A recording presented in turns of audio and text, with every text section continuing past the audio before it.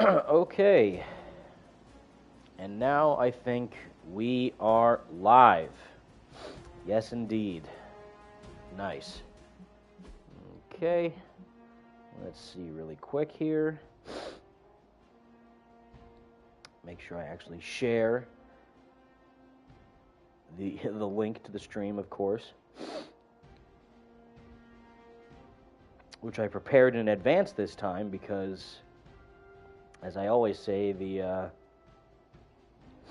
PS5 sharing options are a bit whack compared to the PS4s, but still usable enough. Let's see.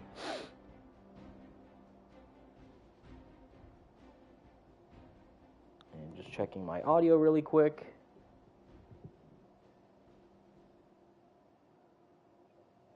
Yep, sounds great.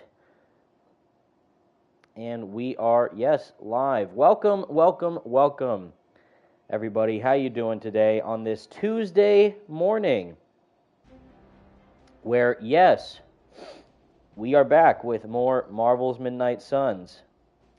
But what's exciting is that it is a shadow drop of DLC out of literally nowhere for our main man, Michael Morbius. Yes, it's Morbin time. You heard it right. I'm very excited, actually, because, again, this game is incredible in my opinion, and being able to play as Morbius in this game, an actual Midnight Suns character from the comics, is very worthwhile compared to, you know, people like Captain America and Iron Man who usually aren't known for the Midnight Suns.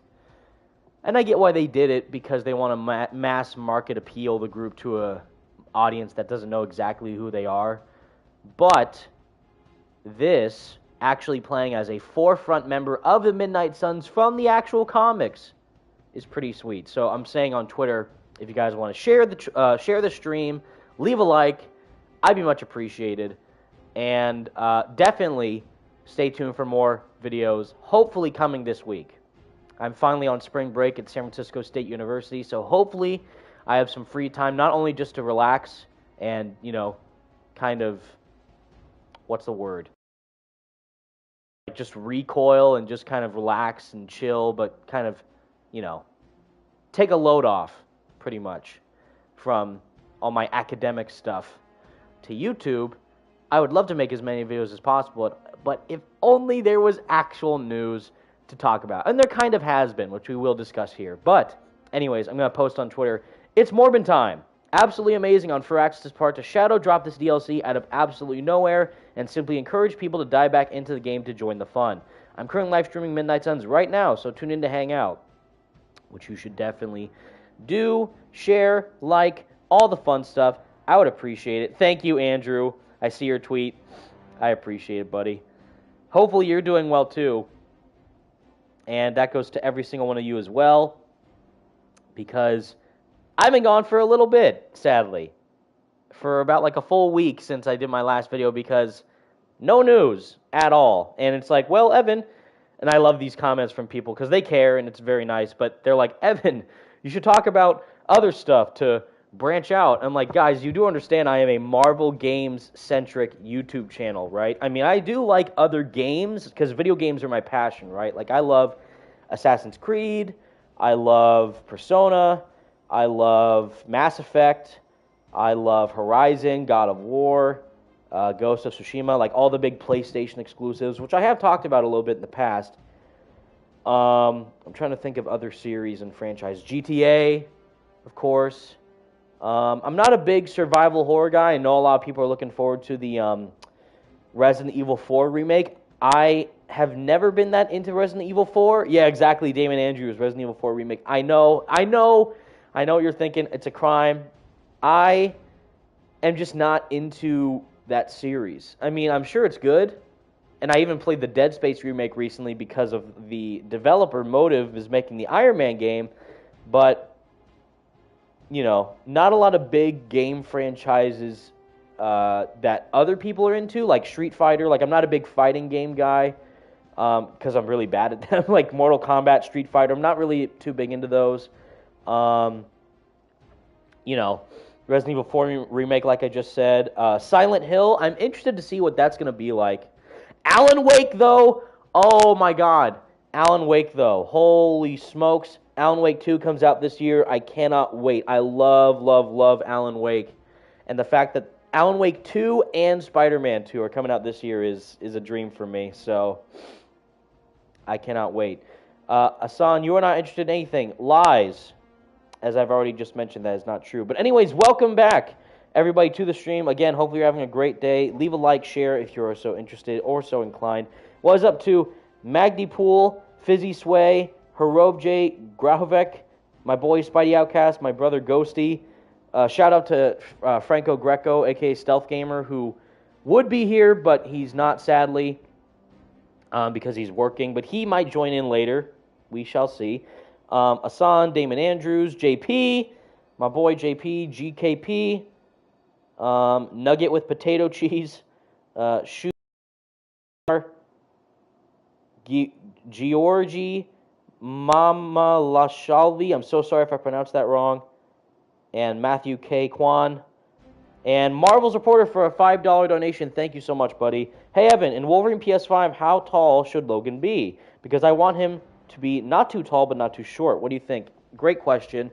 It's weird because Wolverine in this game is pretty tall, and because it was odd because in the trailers beforehand, like the CG trailers that they showed for this game, he looked short, and I was like, great, we're finally getting a more comic accurate height-wise Wolverine in Midnight Suns.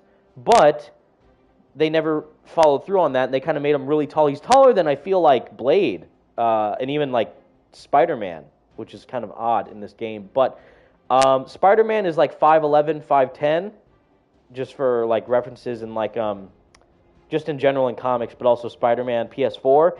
Wolverine, I feel like should be like 5'4", 5'5". So not super short, but like obviously shorter than the average male height.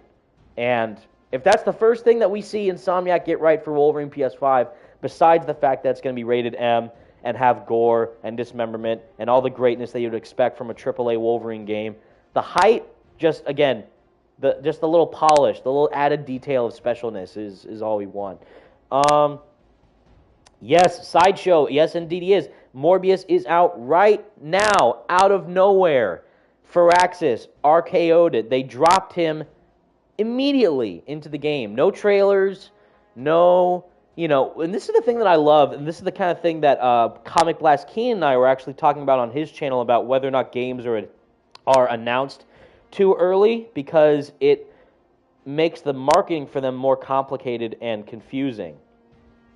When they show off a game and then they're waiting for a news update of sorts. It's like, what are they going to show? How much are they going to show? This, we knew that the characters were going to be, added throughout this year in 2023, but we didn't know when exactly and when specific time they were going to do it, because we just thought, oh, they'll release them monthly, because that makes sense if they're going to do a season pass.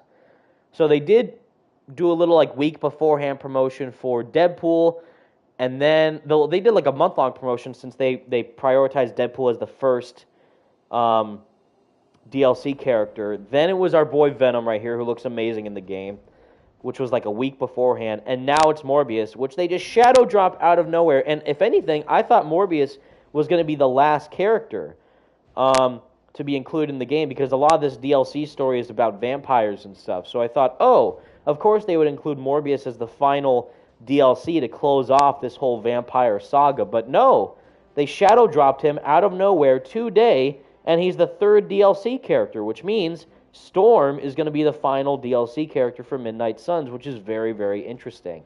And I think that all the characters have played amazingly so far. I've loved their stories. Their costumes are great, and their voice acting as well. That's kind of underlooked or overlooked for the game. The voice acting for all the characters in the game, especially Eddie Brock, has been amazing. So I'm very curious to see how Morbius will play and sound. I saw a little brief trailer of him, just that they posted on YouTube and Twitter, which looked pretty great, but nothing else. So I have no idea how he'll play. I have no idea what his special move is. I have no idea what his other suits are. But it's Morbin time, and I'm pumped. I cannot wait. Again, leave a like, share, I'd appreciate it, and I'll try to... oh, boy, Blasty Games. What's up, dude? I'll try to read all your comments as we go along. Sideshow, I bet you're going to touch 100K subscribers in April. That's the plan, buddy. Fingers crossed. It's all thanks to you that we've even made it this far.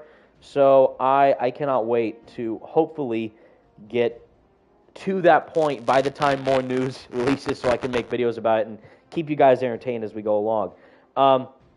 Magdy Pool, how am I liking Midnight Suns? Game of the Year contender for 2022 when it came out. I know this year's 2023, but they're still including stuff. But when the game initially released in 2022, I genuinely thought it was a Game of the Year contender. I thought it was amazing. So, definitely, again, like, oh, it's a card-based game. You won't like it. Wrong.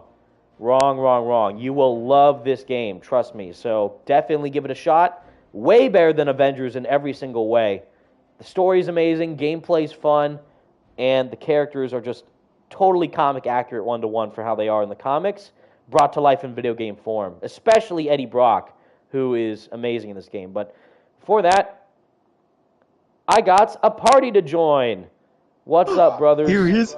My boys, Ghosty and Spidey out. What's up, guys? I'm so sorry. If you guys, by the way, in the chat, let me know if you can hear my buddies Andrew and Ghosty in the party, because they will be joining me from the Spidey Squad, of course, hanging out with me as we play through Midnight Suns. We're still getting things set up, so don't worry. We're only 10 minutes into the stream right now, so just give people time to wake up on Tuesday morning and play the game. Right. And you can hear them. Great. Excellent. You can hear Andrew. Ghosty will join in soon. I'm here. He's already here. He is here, yes. Amazing. But Oh, man, man, oh I'm just man, so I happy was to not be expecting here. it to be Morbin time of all times for the game right now. And again, because like I was saying, I can't believe that they released Morbius before Storm. I thought for sure he was going to be the last DLC character, because not only would that make sense from a narrative perspective where this story's going so far, but also considering that Morbius is an actual Midnight Suns character hardcore from the comics. So it's like, oh, of course they would finalize the roundup of characters with Morbius as the final character. But no, he's out now, and Storm's next, so that's very cool. I swear to God, if Jared Leto's voicing him, we're done. Oh, boy. Blasty, yes, this game sucks because Black Cat isn't in it. Correct. Correct. That's a whole Jeez. expansion pack coming out next. Oh, boy, can you imagine they actually release her in the game? You already know your boy Evan's going to get it day one. Day Hands zero. down. I'm gonna beg for access for an early review copy just to play as Felicia. I'm kidding. But yeah. Oh, by the way, I know for you guys who are like general Marvel gamers, like this looks nothing like Spider-Man. This is bad. Like, well, you're missing out on a great game. But anyways, while I've been waiting for the next DLC character to drop, which I knew we would soon, or she if it was Storm, but if you notice, I've gotten all my teammates up to their like prestige friendship levels, so they're above the base level 5, so they're at like rank +1, +2. No one's at 3 yet, but we're getting there with a lot of people, and they're at least above. They're close to their max level, 25, 25, 25, 25. Doctor Strange, in my opinion, he's like the worst character in the game. I've come to find that out after playing as him a lot, because he's a support character. He really buffs up your other heroes, so that's why he's so low level, because a lot of his main cards don't do a lot of damage. He has to increase other people's abilities, so that's why he's the lowest level. Iron Man's 25, Hulk is 24, Ghost Rider's 24, he's pretty close to 25, Magic 24, Nico 25, Scarlet Witch 25, Wolverine 25. Venom is level rank prestige 6, because not only is Venom my favorite character in the game, he's the best character in the game, but he's also super fun to play as. And then Spider-Man's 25 as well. Shocking, I know, that he's not already like at his max level plus rank, but we're going to get there. And yeah, again, Venom, man, whew, he is amazing. Which is weird right here. Objective, find Eddie Brock's journal. I'd love to do that. I don't know where the game wants me to go, because there's no waypoint or anything for where we could see the journal, but I'll keep my eyes peeled as we play. But with all that said, everybody, again, thank you to my buddies Andrew and Ghosty joining me today for this stream. Out of nowhere, this was totally out of last minute left field. Again, Not a lot of news to talk about in regards to Marvel's Spider-Man 2 or Marvel's Iron Man or Marvel's Wolverine or Marvel's Captain America Black Panther game. Any of the Marvel games looking forward to because it's dead silent, sadly. There has been a slight update for Marvel's Spider-Man 2, which we will talk about, but nothing like video-worthy, you know, which you see all these clickbaiting idiots do on YouTube nowadays just to milk views, screwball style. But, yeah, we will talk about that. But again, leave a like, share the stream. I would appreciate it. Have fun. Enjoy yourselves. Have a happy Tuesday afternoon. And let's dive in to the Morbius DLC, which I think is a mission here. I'm pretty sure. There it is. Weird Science. So that's the main mission we got with Morbius. And we got our boy Spider-Man going along too. Yes, sir. All right. Story mission. Weird Science. Spider-Man and Blade team up to find the once esteemed scientist, Dr. Michael Morbius. Come on.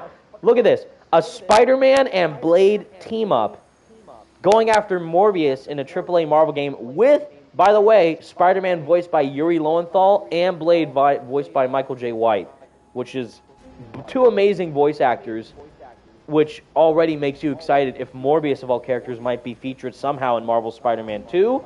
This is a little preview for that, because Yuri Lowenthal, in my opinion, I genuinely believe Yuri Lowenthal is going to embrace his inner Sasuke if he becomes Black Suit Spider-Man. Just go hardcore, not evil, but like, you know, edgy and dark and gritty, as we expect for Black Suit Spider-Man. So I'm pumped.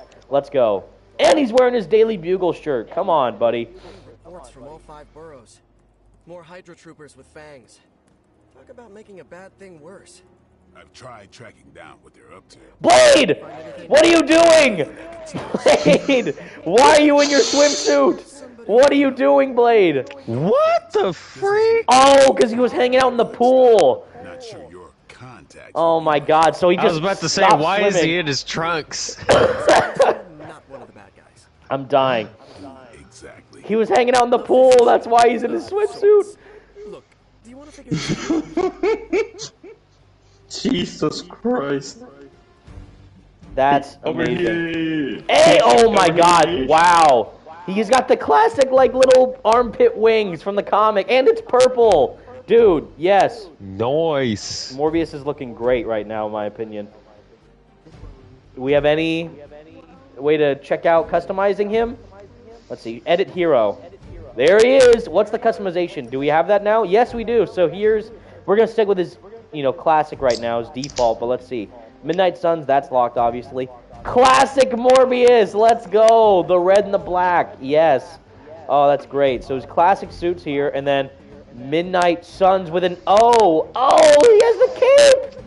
Wow, see? So he has the classic dope. Midnight Suns look, the full-on comic book Midnight Suns look. That's awesome. What do the color palettes look like? Let's see. Red, the red looks tight, but the purple is iconic.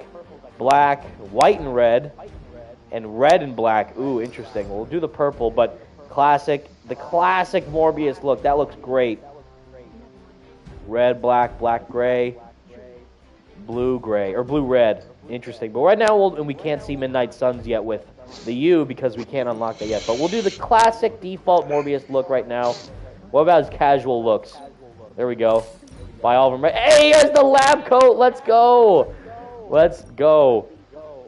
And it just basic black jeans. Look at the skin-tight latex pants that he's wearing. That's amazing. All new, all different. The red hoodie, sure. And the good doctor. The Jared Leto skin. We got a Jared Leto skin confirmed, boys. Ooh. Let's go. In his swimsuit, purple and black trunks. Respect. All right. But we'll do with the classic fit. And yes, we're going to keep Spider-Man and Blade in their Midnight Sun suits. So, let's see. Yes, Blasty. To those who don't follow Evan on Twitter, my boy's in his Kratos era right now. Yes, I do have a beard growing right now. Not by intention. I've just been so busy, I literally forgot to shave. But people like it, which is surprising, because usually people say I look more clean with no beard. But I will listen to you guys and keep the beard for now. So I appreciate the support on it. It's a good-looking beard. Thank you. Thank you, Andrew. No, he looks like a different person with the beard though. It's true. Morbius. Hey, it's our boy. Blade. Oh, he sounds great. seen a vampire feed on another vampire. Nice. Felt it. One time. I bit you one time. Oh. It wasn't fun for me either. You taste like an old barbell. There's a cat fight joke in here somewhere, but I can't figure it out. Look, Dr. Morbius, we need your help. Wow, they're already friends. Or they're allies-ish. I don't know why or what they want. According to the creature I just ate, they're after my research. I can tarry no longer. I must return to my lab before they... Ooh. You're going nowhere. Don't have a hissy fit. It was right in front of me. Oh, man. Maybe we can help each other. Ah! Oh, Funny. man. Funny, Spidey. Hissy fit. Funny, funny. You get used to this. Peak comedy. It's the green fart gas from Spider-Man PS1. Oh yeah, that's right. The amount of DLC time we're getting with Spider-Man just shows he's one of the best characters in the game. We got him in Venom's DLC, and we're getting him now in Morbius' DLC.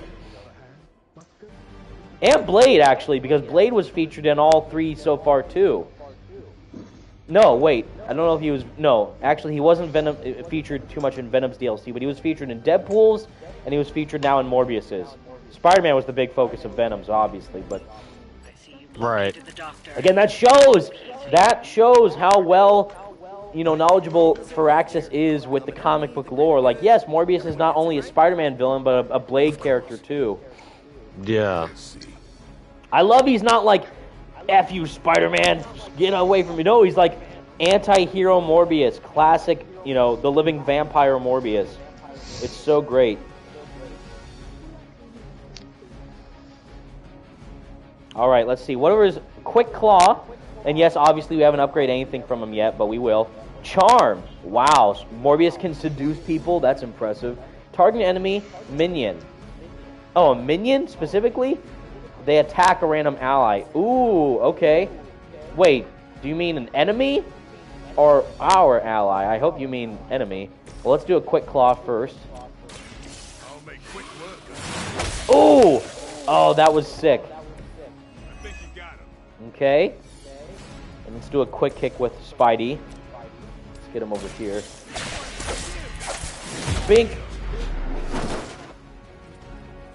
Yeah, before I was wearing the red suit Spider-Man costume with Venom, because, I don't know, that just seemed more iconic. But now we're with Morbius. We're wearing a classic Midnight Sun suit with Morbius, one of the OG Midnight Suns. So, yeah, we have to. Shadow Strike, Chain 3, or Charm. I'm going to Charm a minion. And I can only do it to a minion. So let's see what this looks like.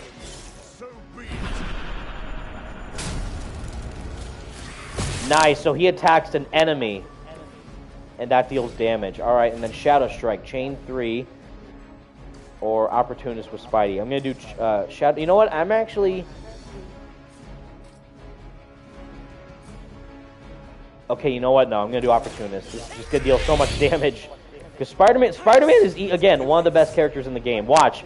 4 people dead right now. Goodbye. And no heroism spent. Amazing. And what about Blade? Can he do this? Oh, but that's going to spend one. See, because only Spider-Man can do it. So let's use this. Alright. And then he can still do 3. Or an extra one, which is 3. But that's awesome. Shadow Strike. What's his range? 1. That's it, huh? Because we got rid of so many others. So... let's do it on this guy. Get rid of him. Boom! Love it. Uh-oh. But he's back. Bloodlust. Hot 0. It's a free card. Let's go. Game Bloodlust and 158 blocks. Yes. He looks amazing. Again, all the characters look so good in the game. Can I bum rush someone? Let's see. Yes, I can. Bum rush him into the garbage again. Boom! Alright. Boy, I hope Hydra follows proper concussion protocols. And any more? Yes, we'll do this little environmental jump on this guy, even though it's Blade. Blade's done a whole lot of nothing this round. and unyielding. How dare you? You know what? Wait, can I bum rush him?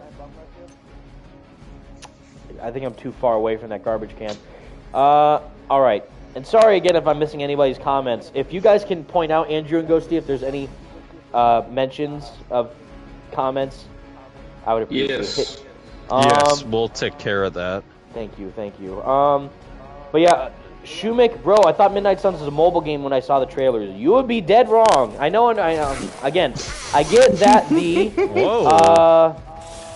aesthetic of the game with the cards is not like AAA what you want from a main Marvel game, but again, if you've played Persona, you will mainly understand what this type of game is. A Blade and Morbius hero combo, we have to do that. We have to do that. Andrew and I, we still have yet to play Persona 5 though. Yes. Yeah. You must. One day though, one day. It's so good. Some of us have tried harder than others. Dang, Blade already has the background with Morbius. I love it. I think you don't mind that you failed. Oh, goodbye. Again, look how much range Spider-Man has. Boom. All three gone. Careful now. Much more of that, and you're at risk of being labeled unfriendly. Oh, the little puns from Morbius. You love it. If the target has bleed, 116 damage, apply 1 bleed. Awesome. Ooh. God, his moveset looks great. So check that out. He's now bleeding and marked, and then a hero combo with Blade and Morbius. Let's go. Uh-oh. A little bit of a glitch there. Nice. The purple and the red. Oh, I love it. Ooh, the Shoryuken uppercut from Morbius. Amazing. Amazing. Nelly, advice for a new Midnight Suns player. Dying a lot to get in the game, but enjoying the story. Oh, dying a lot in the game, but I'm enjoying the story. Increase the player's friendship levels. The character's friendship levels. That's super, super helpful. God. Not only will that increase their offensive strength and defense, but it will also allow you to get more upgraded abilities for their moves. And make sure to upgrade their moves too by going a lot to the the Forge and the Yard to train them and increase their EXP ranks.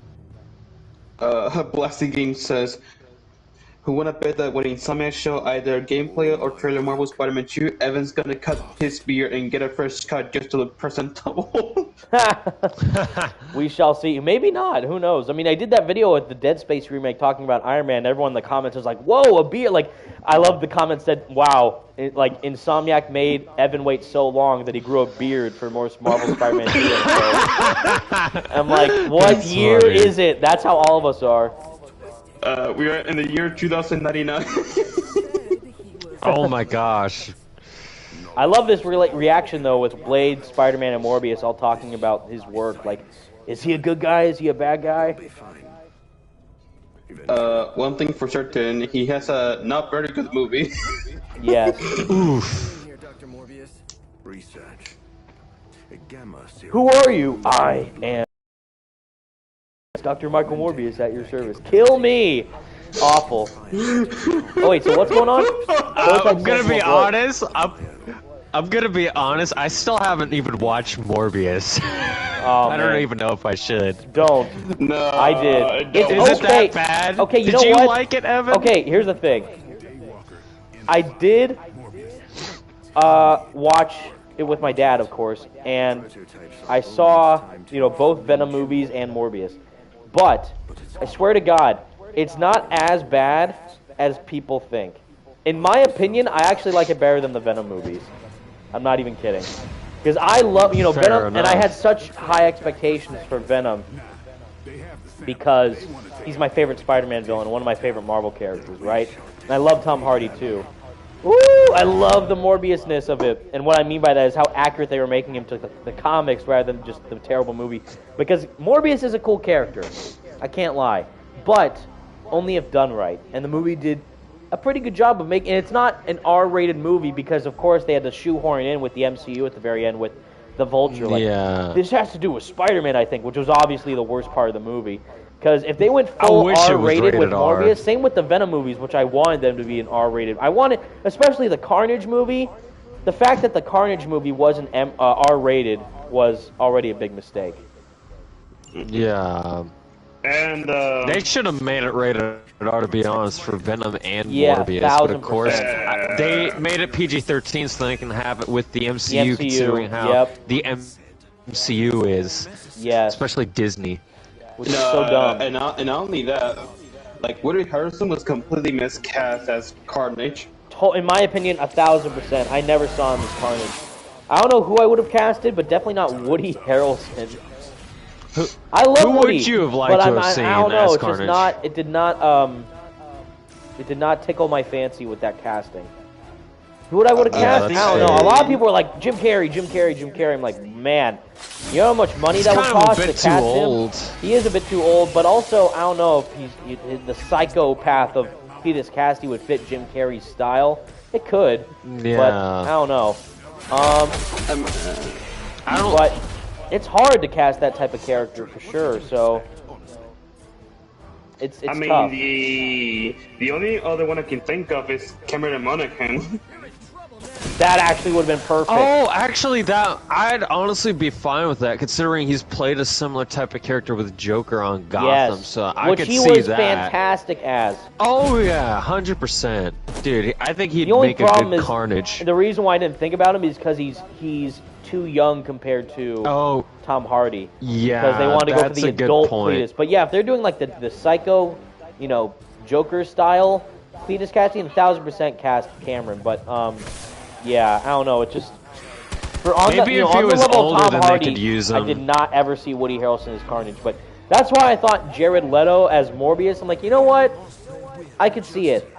And for the most part, I thought he did a good job for what he was given.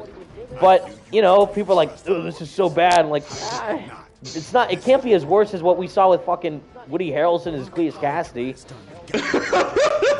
Yeah. Like nothing about that performance stood out to me, in my opinion. So like, you didn't care when he died in Let There Be Carnage. Huh?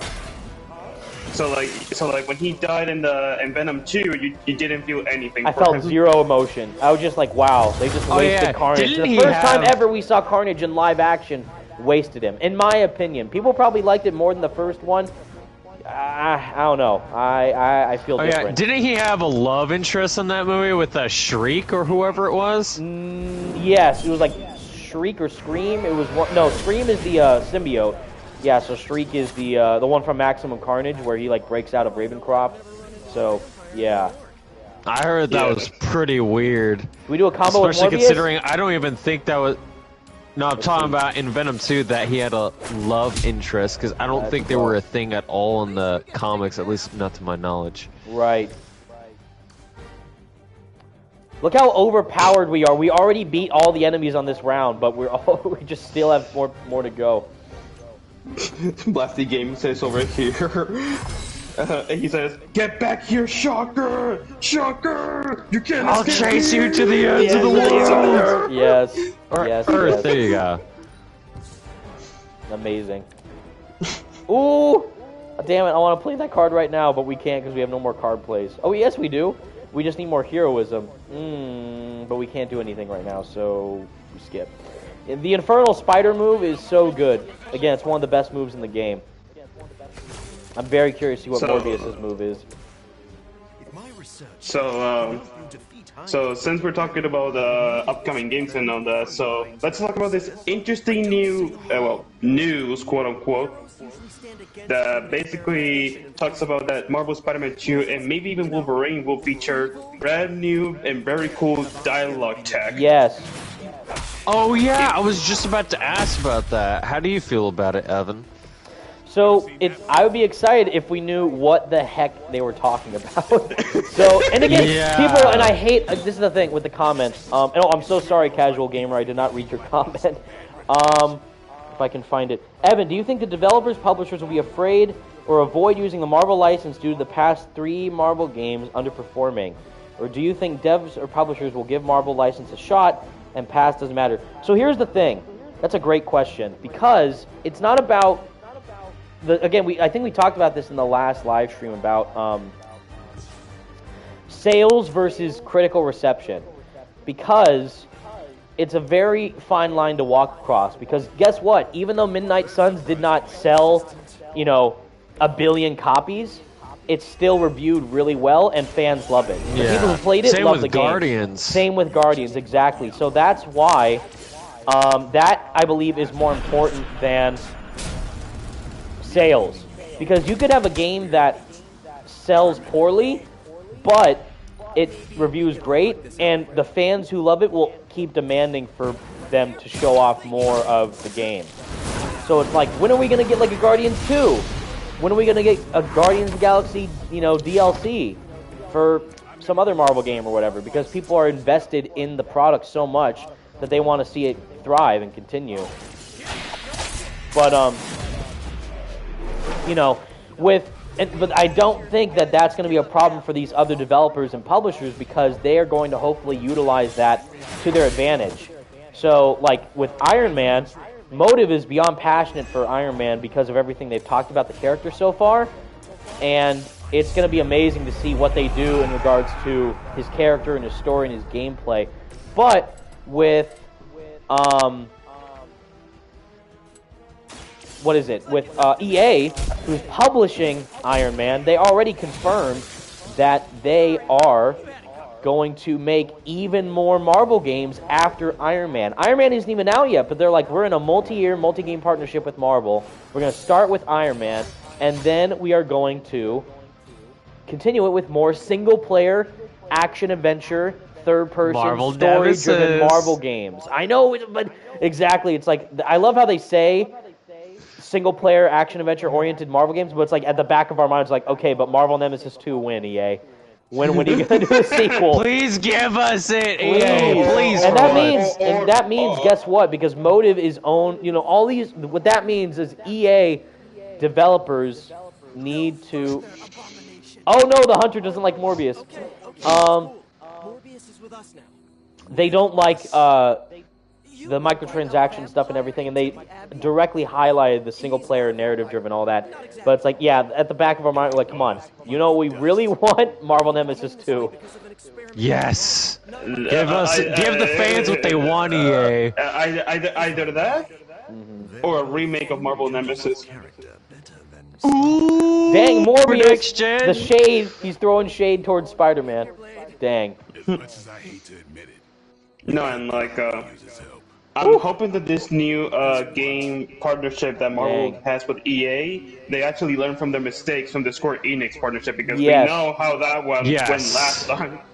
Yes. Did not last Avengers. But Avengers is so bad. But also because, again, it's all about utilizing the developers to their advantage, because EA is the publisher who is making these Marvel games, right? So that means that they need to find developers underneath the EA banner that would want to work on a Marvel game, the first off of which being Motive. You know who else is owned by EA, though, that could work on a Marvel game?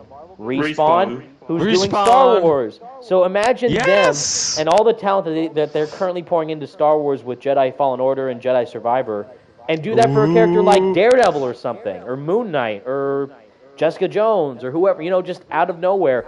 That is how they do it. And it's not about, they're forcing this onto the developers. It's about what developer wants to work on these properties. That's what Marvel Games is doing. They're like, hey, we see that there's all these great developers out there, and they went to Square Enix, and they're now going to EA. And they're like, we'd love to partner. Would you be interested? Not like, you got to make a Marvel game. Like, that's not how it works. They have to sign so many legal documents. Like, yes, we will partner with you for a 10-year-long partnership, making all these Marvel games, because that's how long it'll take until all these games release, about 10 years at least. And solidify that bond. And that's how they utilize these games to their advantage. And I'm very happy with what we're seeing right now with the vision that Motive clearly has for Iron Man. Makes me beyond hyped, and I can't wait. And Captain America Black Panther, even though we haven't seen a lot besides that small trailer, I think it could be good. I think it could be really good, so we shall see. and obviously the immense hype train that people have for Marvel Spider-Man 2 and Wolverine. Those are given, yeah. Like, Insomniac already proved themselves, plus they love the characters, so... Oh yeah, dude, great. I'm like so hyped to see what they do with not just Spider-Man 2, but especially Wolverine, dude. I can't even put into words just how I feel about that one, man. It'll be special, that's for sure. And most likely, Steve Blum will be coming back to voice Wolverine in that game. Oh, that would Hopefully, be dope if, unless they get Steve a Blum, new yes. voice. Okay, here's the thing. The main 2 to 3 people that I have in mind for voicing Wolverine in Marvel's Wolverine PS5 is number 1, Steve Blum, which is a dream. Yep. And I hope so. Number 2, and this might be a cool one, is Roger Clark, who voices Arthur Morgan from Red Dead Redemption 2. Ooh, that'd be a he'd good be choice. perfect for that. And he's expressed interest in doing it. So, Of course not. I also love this conversation that we're having with Morbius right now. My boy, Franco, he's on break. I think he can join us. Oh, Boy's currently on break to work. Oh no, he's just on Yes! break. He's just watching, but he'll join whenever he's done. I hope you join us Franco, soon, again, man. Franco, Morbius is fantastic in this He's game. fantastic. Let's see, wait, of course not. Let me put it like this. If you understand the structure of an organism, you'll know its weak points. Where to push, it falls apart. That is what I offer you. So he's basically, again, so we've talked over him a lot, but Morbius' goal right now is to cure the vampire with a Y issue. And he's like experimenting on other vampires and vampire-infected Hydra soldiers to find the cure. So he's trying to get work done, but in a questionable way, but we appreciate him for it, so I think this could work. Then let me officially Blasty says... That's right, baby! he says, one thing I want in Marvel Spider-Man 2 is for the suit damage from Miles Morales to stay the same, but don't let the suit fix itself when we heal. Say that again?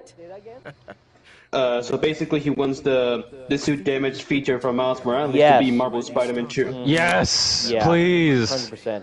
I mean, that's stuff like that, like, I know I've seen other lists of people, like either in articles or YouTube videos, and it's like, top 5 things I want to see in Spider-Man 2. Better costumes. Better swing animation. It's like, Whoa. okay. But it's like, they're asking for the Whoa. most obvious stuff. And what I mean by that is, you don't think that in a fully next-gen sequel on the PS5, that you're going to get like more air tricks for the web swinging, more costumes, better combat, better graphics. Like, all those are obvious, right? So that's why in some of the list videos I've done, it's like, I want the quick change mechanic, where you run in an alley, Yes. you swap into your Yes, suit instantly, please. no loading time. You're Peter in New York City. You run to an alleyway where no one can see you. You press a button, you switch into your costume, and you immediately go web swinging. That is Dude, next I've wanted gen, that right? since day one. Since day one. And I really hope we get it in the sequel, man. That would be my freaking dream if Yes. they put it in the sequel. I have a pulse. Franco, I have no idea who voices Morbius in the game, but he sounds fantastic. Is there a Morbin time Easter? Not yet. There is no Morbin Time Easter egg yet, but I feel like they might include it somewhere. I am wholly unique, Oh my god. quite literally a freak of nature. Poor Morbius. His suit looks great, by the way. What were you like before your powers? You know, when you dated Felicia Hardy in that cartoon? You sly dog, you. Bruh. Proven fatal if I had not taken matters into my So again, look, classic comic accurate Morbius. Not plasma, not any of that, but actual blood illness. And like the Yes. movie, I will, again, respect the movie for being comic accurate pretty much to who Morbius is. It's just that, you know, people didn't like it because Jared Leto and some of the memeing of it, but like, because Morbius is like... And the oh, such a weird post-credit character, scene. And the post-credit scene was whack, but tonally, with the dark... Didn't make compared to any the, sense the whatsoever. lighthearted Lethal Protector stuff with the Venom movies, with the I want like the darker tone Venom standalone narrative for me, because that's how I see Venom the best. Not the joking, Yes. you know, dark humor mirror of Spider-Man, but like actual monster type Venom, like in the Ultimate Comics and some of the early Yes. Venom comics. Like a horror movie, kind of. Yes, yes. Which is why I actually really appreciate how Sam Raimi handled Venom, even though he didn't like Venom as a character. Infamously known, he doesn't like Venom as a character at all, but for what he did, it was perfect. Yeah, that's it's just that the size and all that, you just didn't, not ideal, I feel like but the way they handled Venom, like the tone and the overall theme of the character was overall better in Spider-Man 3 than any of the Venom films. Spider-Man and Blade were the first two heroes I encountered. I love it. And they protected many innocent people from my wrath. I love it. He has history with Blade and Spider-Man. He just talks about it so casually. But I'm grateful because they encouraged me to become a better man. Let's go! As they should. Hadn't been nearly so ferocious. Spider-Man always trying to save his villains. What a legend. I would like to know more about what a legend. Lastly, I've been watching Tobey Maguire's Spider-Man fight scenes on YouTube, and man, his fight scenes are brutal. Yes, they are. Which, again... They are very... Speaking of brutal fighting, that's what we are all expecting to have happen for Black Suit Spider-Man if we get that in Spider-Man 2. Yes! Bro, I can only imagine. Bruh. Oh wait, like traditional vampire, I possess enhanced strength, speed, and acute senses. An accelerated healing factor allows me to bounce back from otherwise mortal injuries. And while I cannot fly in the traditional sense, I have the psionic ability to glide over great distances. What a beast! What a beast. The thing I'm most excited for is to just see Yuri Lowenthal just pull all of his Yuri Lowenthal interact with Morbius of all characters. His like, acting range is gonna be amazing, dude. When he has the black suit, like, oh my gosh, I'm gonna freaking lose it when we see that.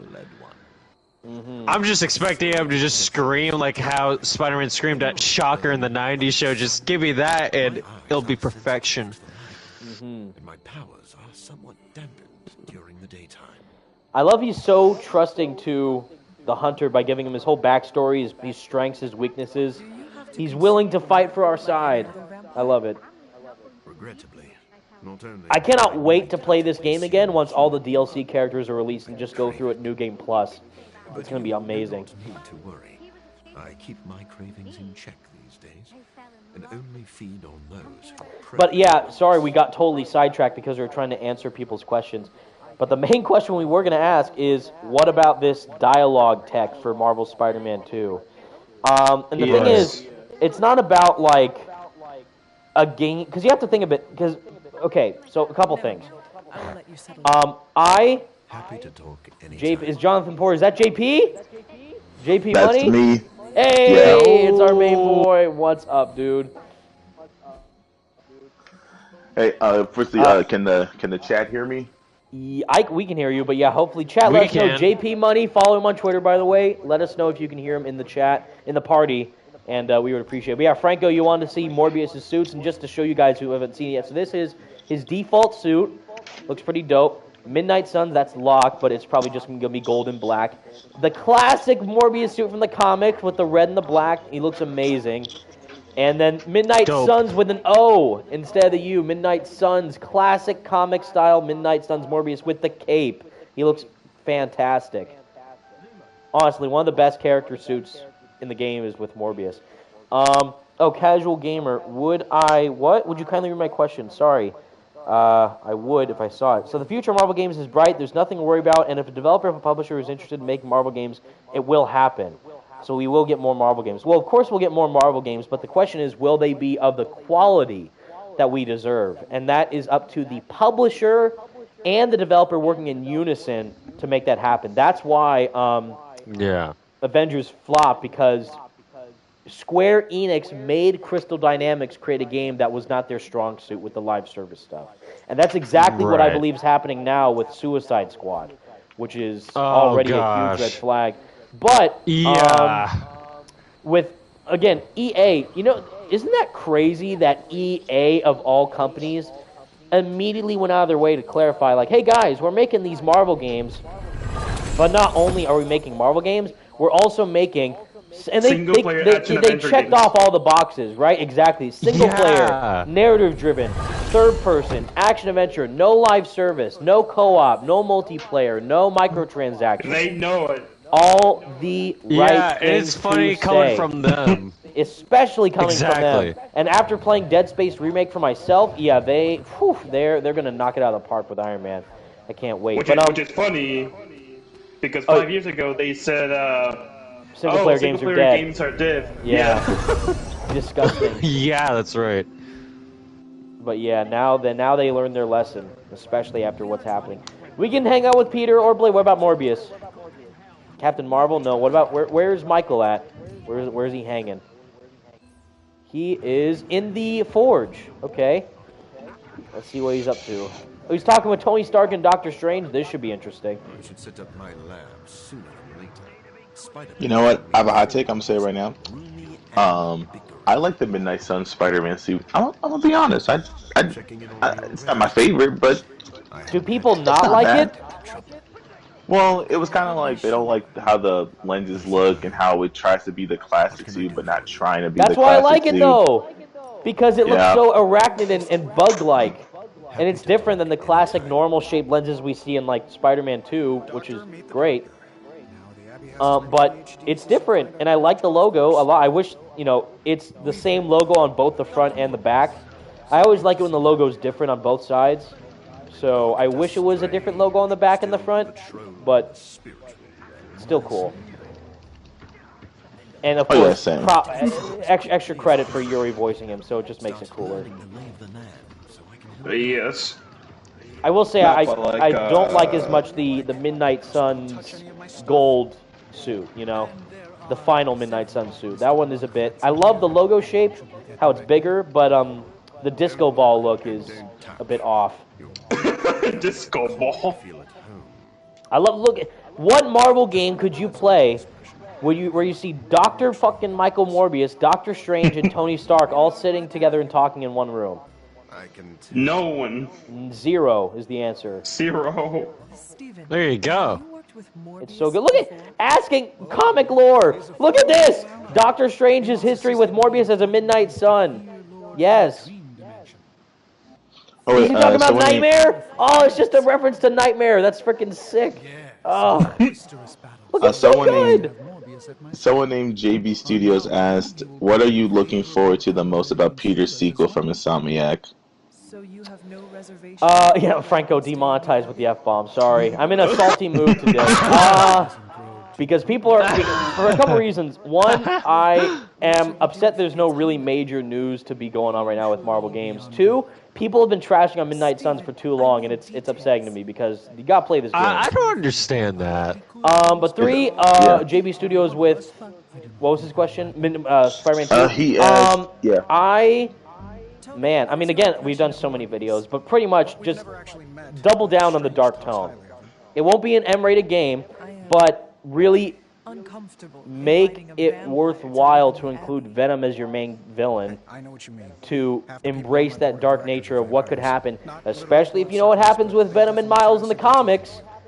Big plot stuff happens with that encounter. Wink, so, wink. Yeah, wink, big wink. So, yeah, I mean, if they don't take advantage of that or something with that, then, it's going to be a wasted opportunity. But we all have faith in Insomniac, so I don't doubt that their narrative potential will be there, especially with how Bill Roseman himself has clarified not only, it's going to be darker, it's going to be embracing the kind of Empire Strikes Back side of it, so it's already darker in the sense that it's going to be a narrative that will test the heroes to their limits, but also what I find very interesting is if you look at the ending of Empire Strikes Back is that the heroes lose at the end of that because, Darth Vader gets away, the Empire is kind of on the rise, Luke loses his freaking hand, and they're all kind of retreating. But not because they want to, but because they have to. So, right. It's a lot of man, so does that mean again, someone's dying in this game. Yeah, I was just about to say, I think they're going to take risks with this game. Someone is dying. You're already talking about Morbius sitting next to freaking Ghost Rider and Deadpool. Come on. How good is this? Funny enough, but yeah, funny enough, Oh, no, go ahead. Oh, no, sorry, you go. Oh, no, I was gonna say, to go on your comment about Midnight Suns, I've heard I forgot who it was, but we were talking. Someone said Marvel, only 2 Marvel games were successful, and I was like, which 2 was that? Oh, Miles and PS4, and I'm like, what about Guardians of the Galaxy and Midnight Suns? Oh, those games are flops because they don't interest me, and I'm like, that does not mean those. That is not. That does not mean those are failures. Wrong. Yes. Again, that's the closed mindset of like. That's why I mean, even me, I'm I was saying before. Well, actually, I was saying during the beginning of the stream, like I am not a big fan of certain games. Like to be fair, like gamers have their own certain tastes, and that's understandable. But like, if you're judging a game simply based on the genre it is and thinking it's bad because of that, then you're not giving it a chance to fully embrace it the way it is. Wait, comfortable. I'll never be comfortable around that monster, but if I'm being generous, he could be useful. I don't like this. This could be good. I'll follow you. No, be kind, Blade. Having a vampire in the house leaves me feeling. Nah, but oh shoot! Oh no! Oh no! Right there with you. I thought he was talking about Blade's attitude towards Morbius, not Morbius himself. I don't like getting it. I didn't mean Franco to say. said, "Who said that? I want to talk to weird them." on Morbius. No, I like Who said Morbius. that? We can trust him now. I understand how some people think that you know those games may not be interesting and all that, but I think by actually having someone say, "Oh, those games don't interest me because they look boring," like that is when you're like, wow.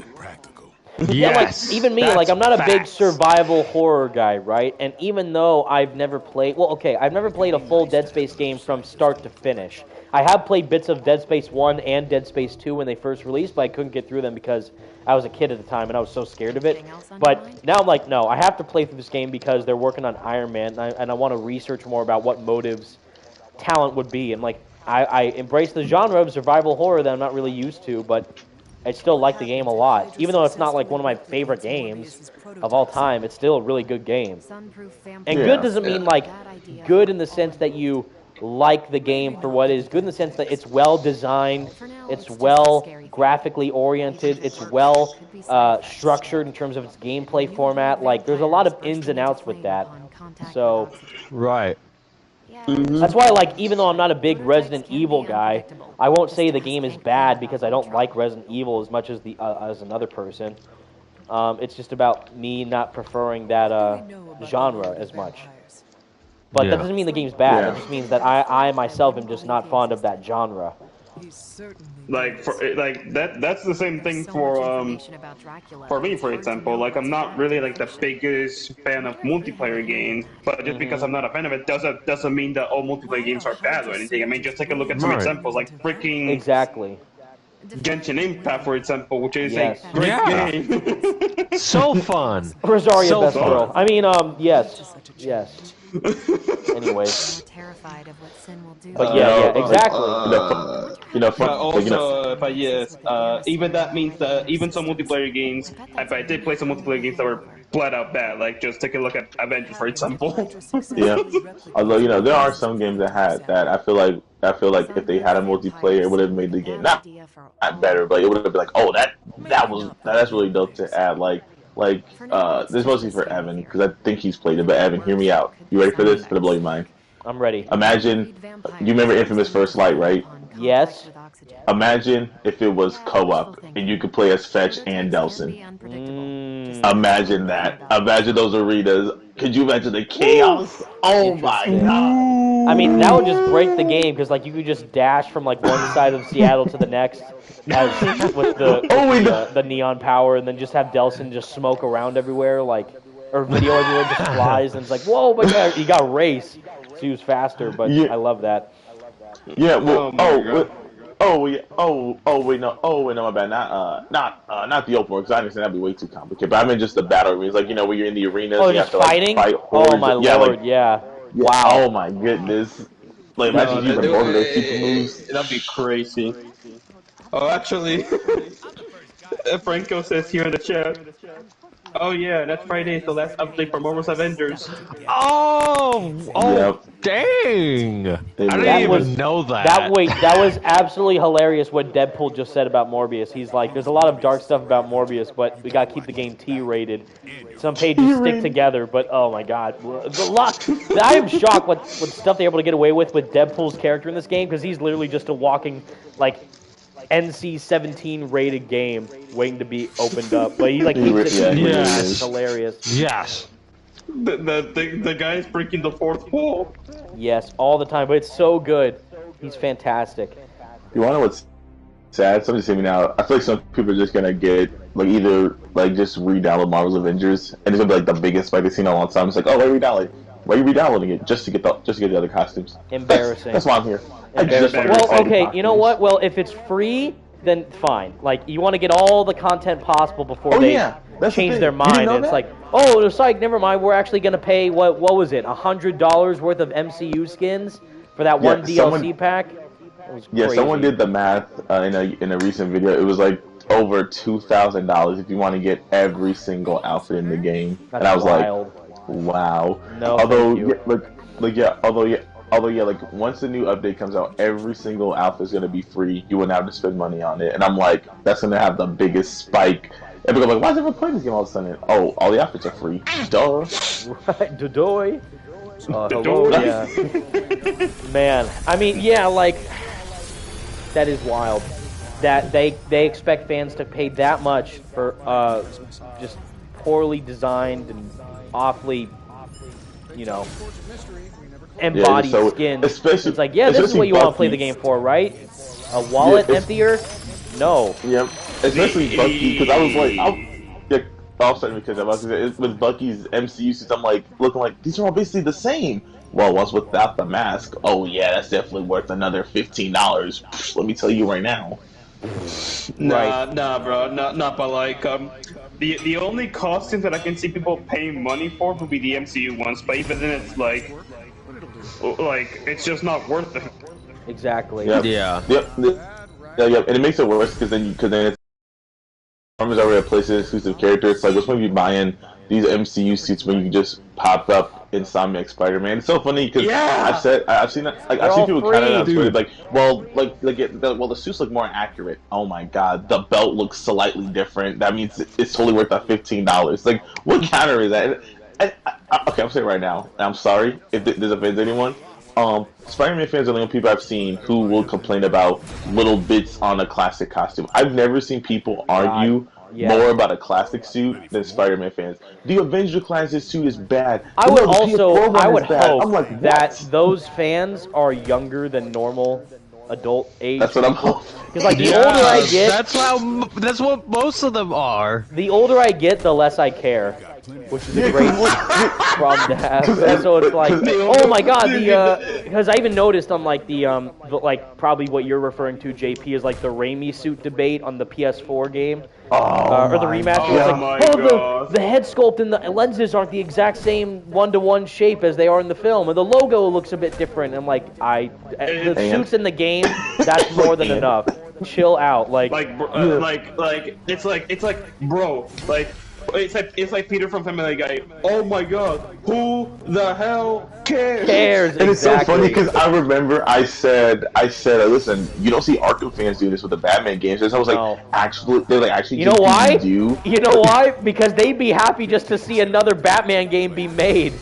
That's why they would want. They'd be happy with just another game. Yeah, it was so funny because they tried to throw other Batman fans on the best. Like, well, they complain about the Arkham Knights. I'm like, oh, you mean the suit that looks very different from the original suit? Yeah, I can understand that. But and I even pointed out, I don't think many people know this. The Asylum and City suit are a little bit different, not hugely different. But I noticed mainly that the City suit, the suit that you first get in the game, right? That is bluer than the Asylum suit. Yeah, and no one complained about it. I've never heard anyone be like, this suit is like slightly different, therefore it's bad. Only Spider-Man fans. This suit has like different lenses than the classic suit, therefore it's bad. I've heard people say the PS4 classic is bad because it's basic. What criticism is that? It's the classic suit. What do you want it to look like? No. Like, okay, I do agree with Evan. Like, the younger they are, the less I care.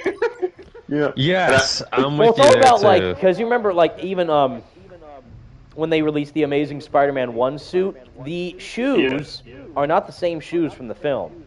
If you look really closely, and Yeah. also the angular structure of like the back design, it's more pointed than straight on the like the arc when it goes to like the back, where it has like that interesting like trapezoid shape where like it goes left, then it goes diagonally up, then straight across, then down again, then straight. So it does like a weird like pyramid shape instead of a trapezoid. So people like, you know, discussing that like it doesn't look one-to-one. Like, guys, it's in the game. That's all that matters. It's the game. That's I remember all they did that with matters. Miles too. Like, I remember that when Into the Spider-Verse suit came out for Miles, it was like, this is way more accurate than the Peter one. I was like, Peter one's inaccurate? How is it inaccurate? Yeah, like, movie what to are me. you talking I about? don't It looks know. the exact same. What are you? If anything, I thought like, oh, you mean like that they they don't have, or Miles doesn't have the hoodie on from the scene in the film, right? Like, no, because the eyes and the web pattern, like, whoa, that's what you're complaining about? Chill out, please. Yeah, like I was, like, yeah. Oh my goodness, and it's kind of funny, because like I've like with Miles, right? I've noticed this. You're like, yes, and don't worry, Miles, man. I'm gonna call you out because I'm one too. I love Miles. I love Miles Yes. before. Look at this the team up. Spider-Verse. Look at this amazing team up right now. Spider-Man, Morbius, and Venom all together. Let's go. Each have their own Don't you mean- movies. That's right. Don't you mean Midbius? Midbius? Oh, it's Morbin time, boys. It's Morbid time, boys. Midbius? Okay. You mean better than Let There Be Crapnage? I mean Carnage, sorry. Let there be crap. I'll give you that one. I'll give you that one. The people who say that, oh, my boy Franco, Stealth Gamer, okay, boys, I gotta get back to work. If you're still streaming an hour, I'll be there later. Of course, dude. I think this DLC is made pretty long, so we will be here. I was gonna say, the people who like Venom Let There Be Carnage more than the first one only like it because they know how bad it is. They're like, they can accept a bad movie for being a bad movie. Okay. Wow, So you it's just like- attacked my character. Evan. I'm Is it sorry, 'cause I'm it- sorry. Is it because I'm I'm sorry. black? Are you racist? Are you? No! Oh my god. Oh, here we go. Oh, Evan Falarga, Oh my stay with God. me, canceled. Canceled. jeez. Okay, boys, end of the stream. Hopefully you like it. Evan's gonna be canceled. Officially canceled. Right off the bat. Like, oh my Oh, goodness, that's man. the reason he considers Miles the worst game of Spider-Man. He's That's just like, hilarious. he's like, my least favorite Spider-Man game is Miles Morales. What? Yes. Why? No reason. Don't worry about it. No, No I don't reason. know. No reason. I don't know what you're talking about. I just, No. The it's worst a Spider-Man problem, game and to I have to exist. talk about it. That's all there is. The worst Spider-Man game to exist is the Blast, PS2 it's time to version cancel of Evan. Shadows. Yes, it's a wrap for me. Oh my goodness. No. Can I bum rush this person? Wait, this is gonna be hilarious. Can I please bum rush this person into? Venom's already leveling up again. He's already prestige leveled up. Like, he has the excessive rank, but he's still leveling up. What a Can I bum rush this person into the portal? I can bum rush her into Venom, but can I bum rush her into the portal itself? What about Venom? Can Venom bum rush her in, please? No! Damn, well, it's alright. I'll bum rush her into Venom as Morbius. Casual asks, what publisher do you think is more likely to partner with Marvel next? That is a really good question, actually. What If it's about We already got I was gonna say Capcom, but we already got it with Marvel versus Capcom, so... Yeah, that's true. Ubisoft? I don't. Oh, That was rumored for the Blade game, but apparently that's not happening because they confirmed it wasn't Blade. I don't know if I trust Ubisoft. Like, I know. Do the we trust them at this point? I don't know.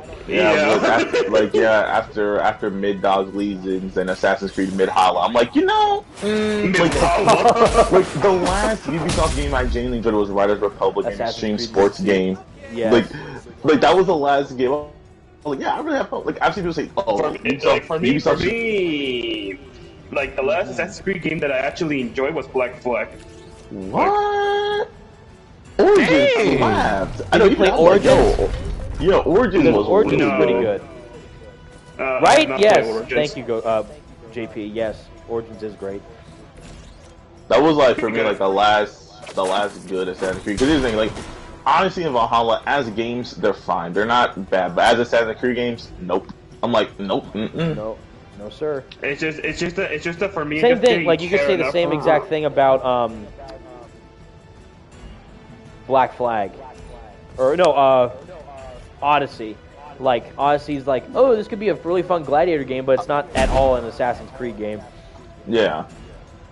Damn it! I thought I could see that guy over the ledge. Shoot. No, but like I think for me it was because I just stopped caring for Assassin's Creed after Black Flag, because they were just at that point they were just releasing new Assassin's Creed games every year, which was like something I didn't want that franchise to go into. But of course, Ubisoft. They were already doing that way before Black Flag. They were trying to do that with Brotherhood, yeah, because after Assassin's Creed 2 was Brotherhood, then Revelations, and then 3, like they were doing yearly releases even before Black Flag. Even then, though, when I was a kid, those games came out when I was in, what was it, middle school? Yeah, because I started high school in 2012, and at that time, they released Brotherhood, Revelations, and then Assassin's Creed 3 came out. You know what's hilarious? Assassin's Creed 3, I remember so clearly, Assassin's Creed 3 came out in Halloween of 2012, and that's how I decided to spend my Halloween. Is playing Assassin's Creed 3 because I'm so hyped for that game. So I stayed inside with a bunch of Halloween candy, just playing Assassin's Creed 3. Like, let's go! Like, because also the American Revolution was like one of my favorite time periods. Because at the time I was a big history buff, so I'm like, let's freaking Assassin's Creed plus America plus patriotism plus like all this. Yes, let's go. Yeah, I mean to be fair, that's a W. I mean, Assassin's Creed 3 is a really good game. I like it a lot, right? I don't understand the people who don't like really it. Good. It's a good game. People who don't like it are just blind. Like yeah, I mean even it's like, oh, I hate the story. I'm like, yeah, but with the gameplay though, like I'm sorry, the gameplay is like still really solid. I'm like, no, the gameplay's still really good. Like, really good. Like story's even better. Someone said it's the best of the Assassin's Creed gameplay. I'm like, I can see that. I really think about it. I prefer the parkour of like the Exo trilogy more, but that's because I have more control over it. But AC3, like the Kenway Saga, people call it, parkour is pretty good as well. Also, by the way, okay, I'm saying it right now because I made a tweet about it. I'm gonna say it. Evan, I know you probably see on Twitter. You got people being like, PS4 is a horrible game. Whoever likes it doesn't see the character, all that stuff, right? So the whack minority of people, yes. Yeah. So here's what I did, because here's something that I never understood, right? Because like they also hate the gameplay of PS4. They say it's horrible, it's bad, swinging sucks, combat's bad, all that stuff, right? So then I made a tweet being like, I don't understand how people hate PS4's gameplay, but here's the thing about that. They said about that, but then they say, oh, but the gameplay Miles Morales is so good. So it's I was just about to say that. Like we just about to say, because I don't understand that. I made two after. I don't understand how you can hate the gameplay of PS4 and say it's bad, but then love Miles. And then all I have people be like, well, actually, the Venom powers and swing animation make things really different. I'm like, that's not a reason. I was like, and like they kept misinterpreting my tweet. I said, no. Not if you can prefer Miles' gameplay. Heck, I prefer some things that Miles with PS4. No. Like, no. You think the gameplay of PS4 is bad, but you think Miles is good when it's still it's still the same core mechanic. And I made comparison. I said it's like saying Arkham City's gameplay is great. It's like saying Arkham City's gameplay is horrible. Trash. Like, what are you talking about? That doesn't make any sense. I think what they mean is like the gameplay elements of Miles are much more improved compared to the PS4/remaster. And to that I say sure. But it's not that the PS4 game is bad because it's bad. No, it's just because that the one game is different compared to the other. So because what I did, I said it's like saying you hate Arkham City gameplay but then love Origins, even though Origins is like basically the same. In fact, I've had people who are really pros of the art games. People have said Origins actually is a slight downgrade of City's gameplay. And I'm like, wow, I never knew that. And these guys are pros, and they are real. Like when I say pros, they're actually like pro pros. If you ever want to look up like really expertise, stealth, and combat gameplay, like I can send you guys the link because they are really good at the Arkham games. They play no games, but I just never see that. And also, let me go back. Let me call it the Miles fans here. Miles fans. How come y'all want Miles to have alternate costumes, but then when Marvel gives him alternate costumes, y'all complain about it? That doesn't make sense to me personally. I don't personally get that. Because they were like, I want Miles to have more costumes. Oh, here's his new suit in the comics. I hate it. It's not better than the original. Oh, here's a new suit for Across the Spider-Verse. I hate it. It's not better than the original. First of all, none of these are trying to be better than the original. That's number one. Number two, you wanted alternate costumes. This is what we give y'all, and now y'all mad? Like, here's Yeah. I get it. Like, Don't bite the hand that feeds you, because like at that the point you're gonna get backtracking. nothing at all. Like, yeah. Like, here's the thing. I understand not liking the design of it, but I don't like the design of it. But if that's Like- criticism, that's like- fine. like- Like, I can agree. Like, I can Okay, understand wait. agree with Prepare that. for the best card to be played in the game right now with Venom. Look how freaking sick this looks. Just this animation, just seeing Venom in a freaking demonic summoning circle, be buffed up, is so cool looking. Honestly, I'm genuinely shocked how much I love Venom in this game. Actually, I should because the game's amazing, but I cannot wait to see what they'll do then in this case for. Excuse me, Evan. You said his name wrong. You're not do Venom correctly. That's not how you say Venom. Oh, whoops. Is it, Yeah, you gotta say like this. You gotta be like Venom, Venom, Venom, Venom, Venom, Venom. Oh, Jesus I'm gonna let the Christ. devil in, boys. Yes. Knock, let the Incredible. devil in. Maybe that's the Yeah, reason. no, like their comic, like one-to-one comic accurate interpretation of Venom and Midnight Suns is fantastic. So I'm very curious now to see what they'll do for Marvel Spider-Man 2 in that case. Well, it's gonna be Harry, probably. Which Or, I'm like, happy about. I- Which I am happy about. I am very looking forward to that. I swear. I'm Are you looking forward. actually? Yes. I feel like you're gritting your. No, I feel like I've you're- said this in I'm several so happy. videos. I literally did a video. It has like over 170,000 views or something, talking about how Harry is the most important character within this Insomniac universe. I mean, I do. Yeah, I mean, I And it's agree with true. that. I mean, yeah, I agree with that. I just don't think, for me personally, I'm like he does like he doesn't need to be Venom. I'm just like, because like you can still have this interesting mechanic. It's called making Harry the Green Goblin. Like that's what they did in the comics, and it was very interesting to follow that. I think it was more interesting because it was like, you know, he chose to do it. Like he chose to do it, and it wasn't like some alien symbiote. Like, yo, be evil, bet. It's like, wait, hold on now. It's like. Right. Like, I mean- Although the unfortunate thing about Harry is that he's not going to be voiced by Scott Porter, sadly. That's a big. Oh yeah. That sucks. Dude, when they made the news about that, I was just, Which is crazy Just because he kinda- responded to my tweet about that, which is amazing. Because first off, I wasn't expecting him to respond at all. Because I was genuinely just saying it was. People were like, "Wow, Evan, nice trick pulling on Scott Porter to admit." Like, no, I was just playing like, I was playing God of War Ragnarok. I thought, doesn't that guy sound familiar? Who's playing Heimdall? And I checked, like, oh my God, that's freaking Harry from Spider-Man, just Spider-Man PS4. And I checked, like, wow, I can't wait to see then how he'll be, applied into the story for Spider-Man 2, since he's gonna be Harry as Venom.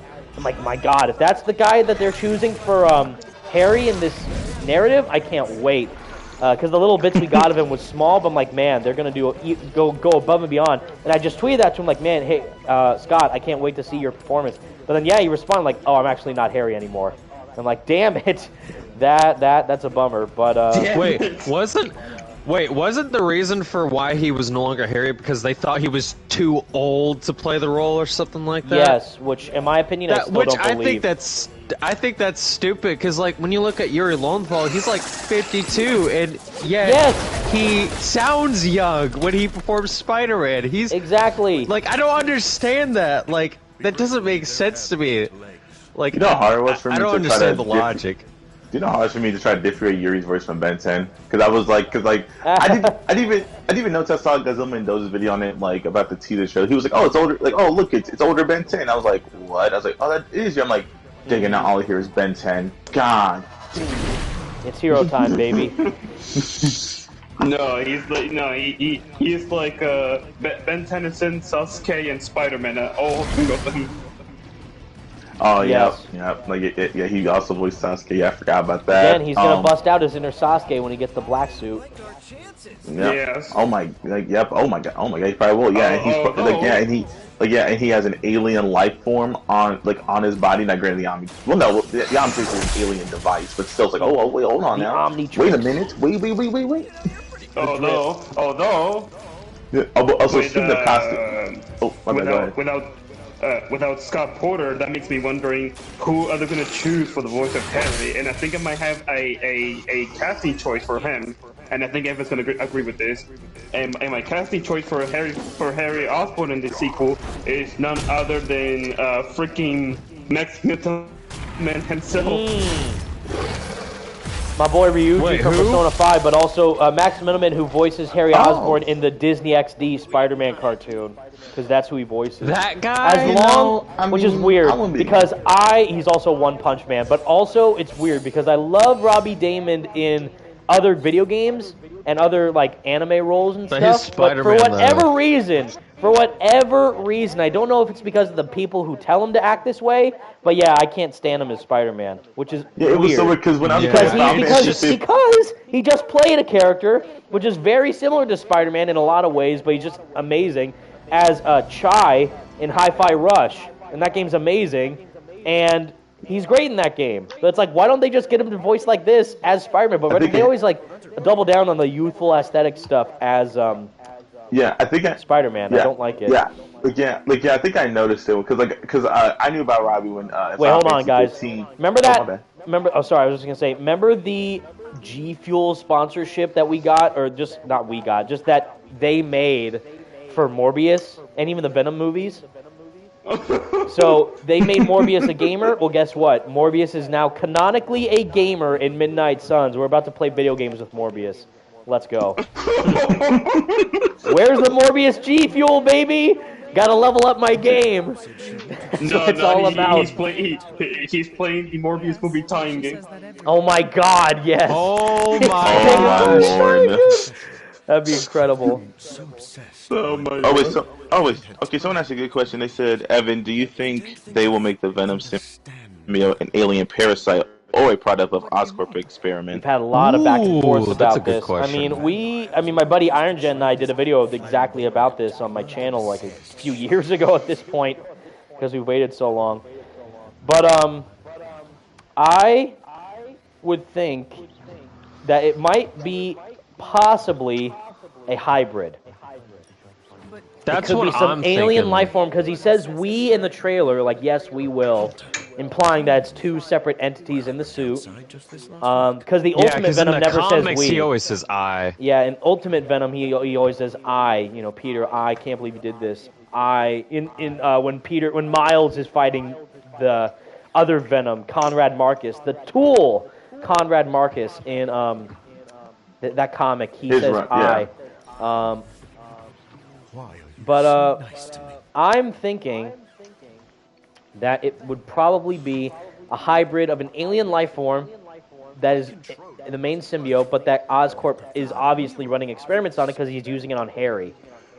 So it might switch something of its personality traits when he's talking to Harry or Venom in and out of the symbiote suit. Because you know that we're going to get those scenes where Peter and Harry, I'm assuming, are going to talk outside of them just fighting as Spider-Man and Venom. That's what we got with Doc Ock and Peter in the first game, and even Miles and Finn as the Tinkerer. And the other thing about that is that we actually see Peter talking to the symbiote, because at the end of the trailer, when it says 2023, you can hear like little whispers in the background. And what I'm more worried, like the little Web of Shadows amazing teases, like the little symbiote voice hive mind type thing. What I'm wondering the most really is a big twist, which no one's even thought about yet, which I'm very happy if they do, because it would be totally comic accurate. And even a little reference a bit to the Ultimate Spider-Man game is, and I think my buddy Slickmuff and I, we talked about this in one of our collabs in the past, but what if the symbiote that we see, who's Venom, at the end of that trailer, who says, yes, we will, is a misdirect, and instead of being either Harry or Eddie, it's Peter who becomes Venom.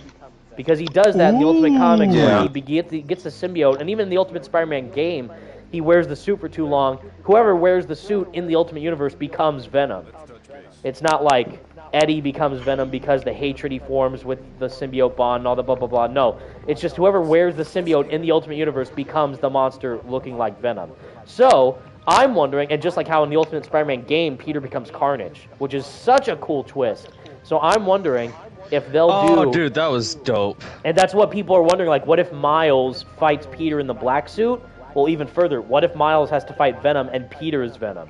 and he's embodied in the symbiote so much that he becomes that monster. Dude, yeah, that would be I can't sick. remember. I can't remember if I told you about it in a previous stream, but I did say like I talked to my friend about that, and I said like yeah, because I know people want Venom gameplay, and like if they can't think of conventional means of like yeah, you can switch to play as Venom. Like I feel like one part is Peter turns into Venom, and that's how you can play as Venom, and he's.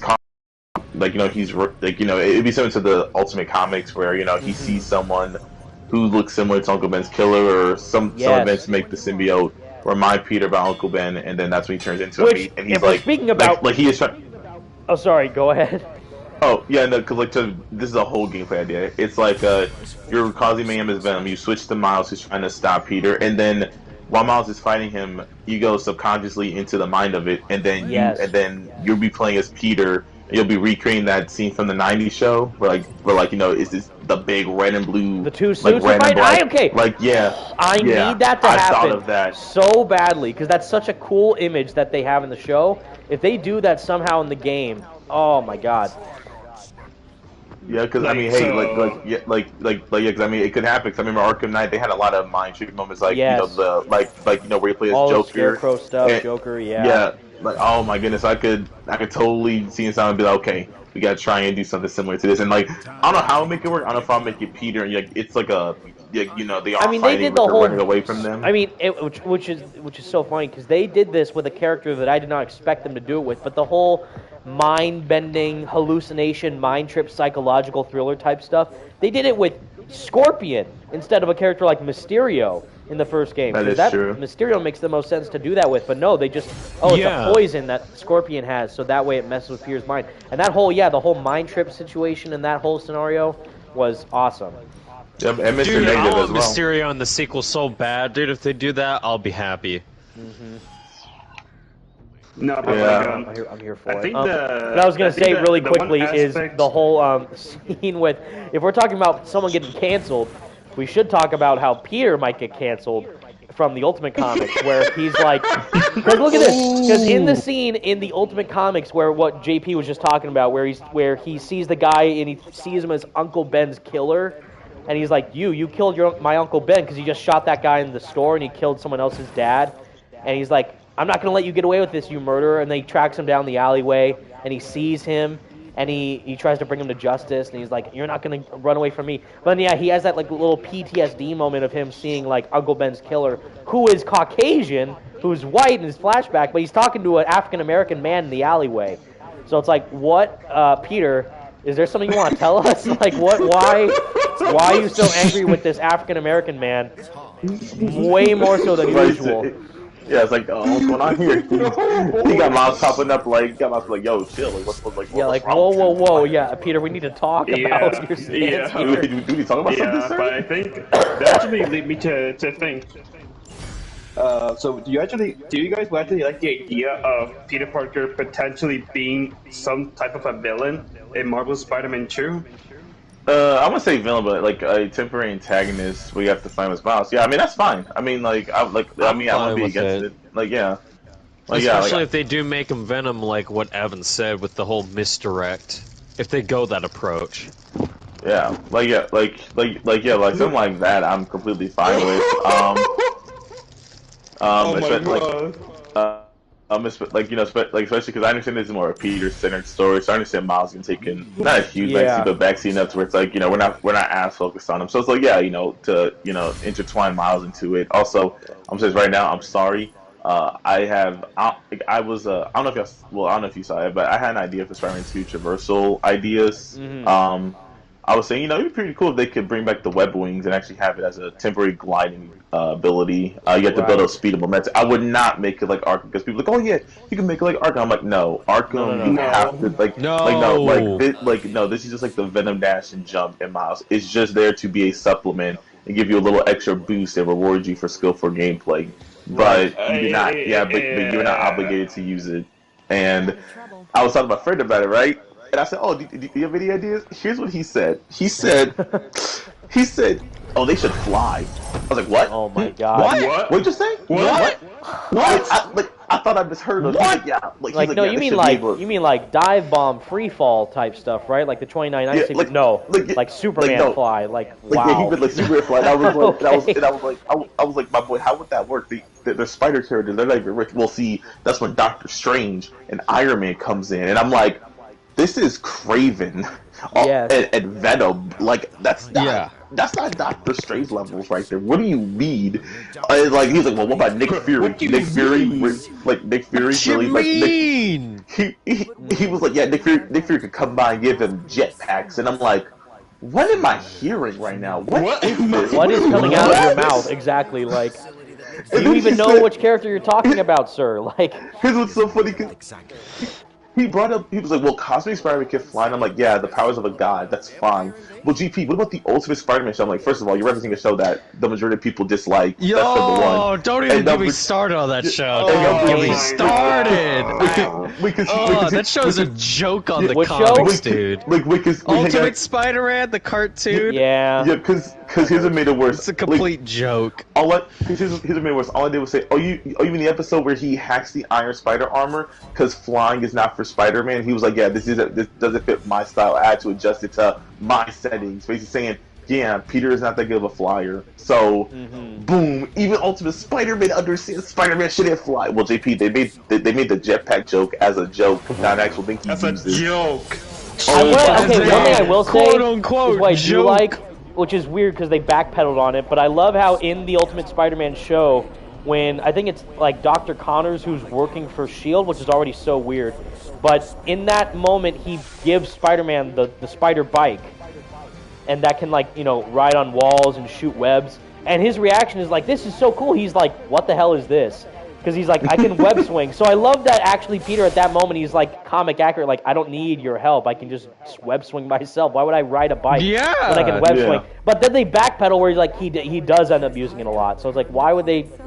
But yeah. Why would he need to use a bike when he could just web swing? Like, that makes a lot more sense if he just web swings instead of using a bike. You know what traversal mechanic I want in Marvel's Spider-Man 2 instead of better air tricks or, you know, more web swinging options? No, I want him to drive a car. I want him to be like GTA and just get into a car and just drive around the city.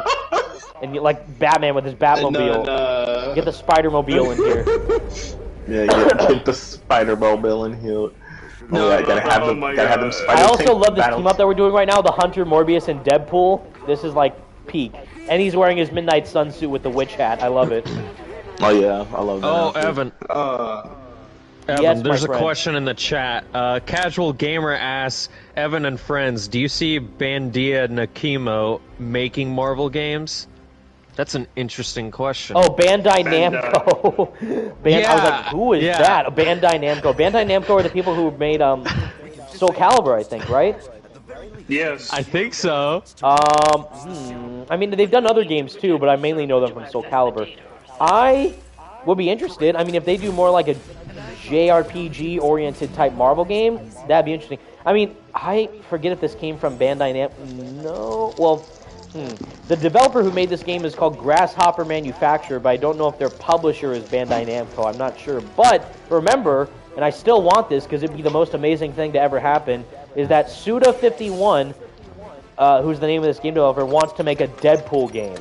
He's been adamant saying he wants to make a Deadpool game. You guys don't know, he made Lollipop Chainsaw and No More Heroes. Both of which slap.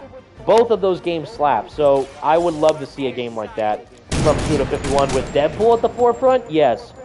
But Bandai Namco, if they do like a fighting game style Marvel game, I'd be into that for sure.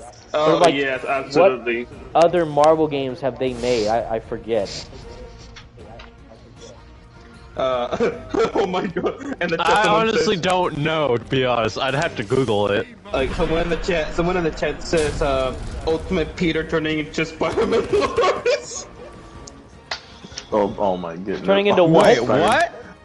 I didn't hear that. Oh, I think. Holy smoke. Oh my god. Wow. Whoa! They went there. Insta-cancel. Whoa, damn. I mean, it's not necessarily wrong. Oh, Jesus. You've seen that joke, right? Where it's like the meme format where it shows, Electro from No Way Home.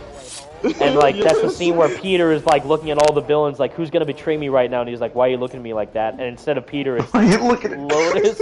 Oh my goodness! Wait! I don't know if you're supposed to be, but remember across Spider-Verse, my friend, he sent me this. It was so funny. He was like, "Hey guys, I'm Spider." He was like, "Oh, he's black." Hey, yo, bro, that's not a symbiote. That's Venom in disguise. Yo, get him! You gotta watch out for this. Oh man. Oh my god, that's funny.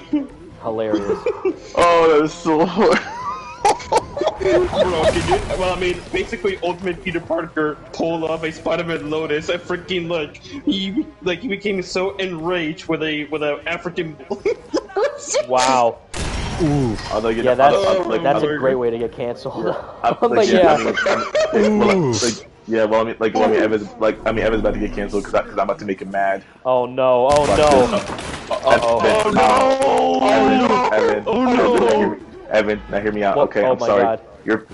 Your opinion on the Winter suit and the Brooklyn Vision suit is wrong. I'm sorry. Yes. I'm sorry. I'm saying. I'm sorry. God.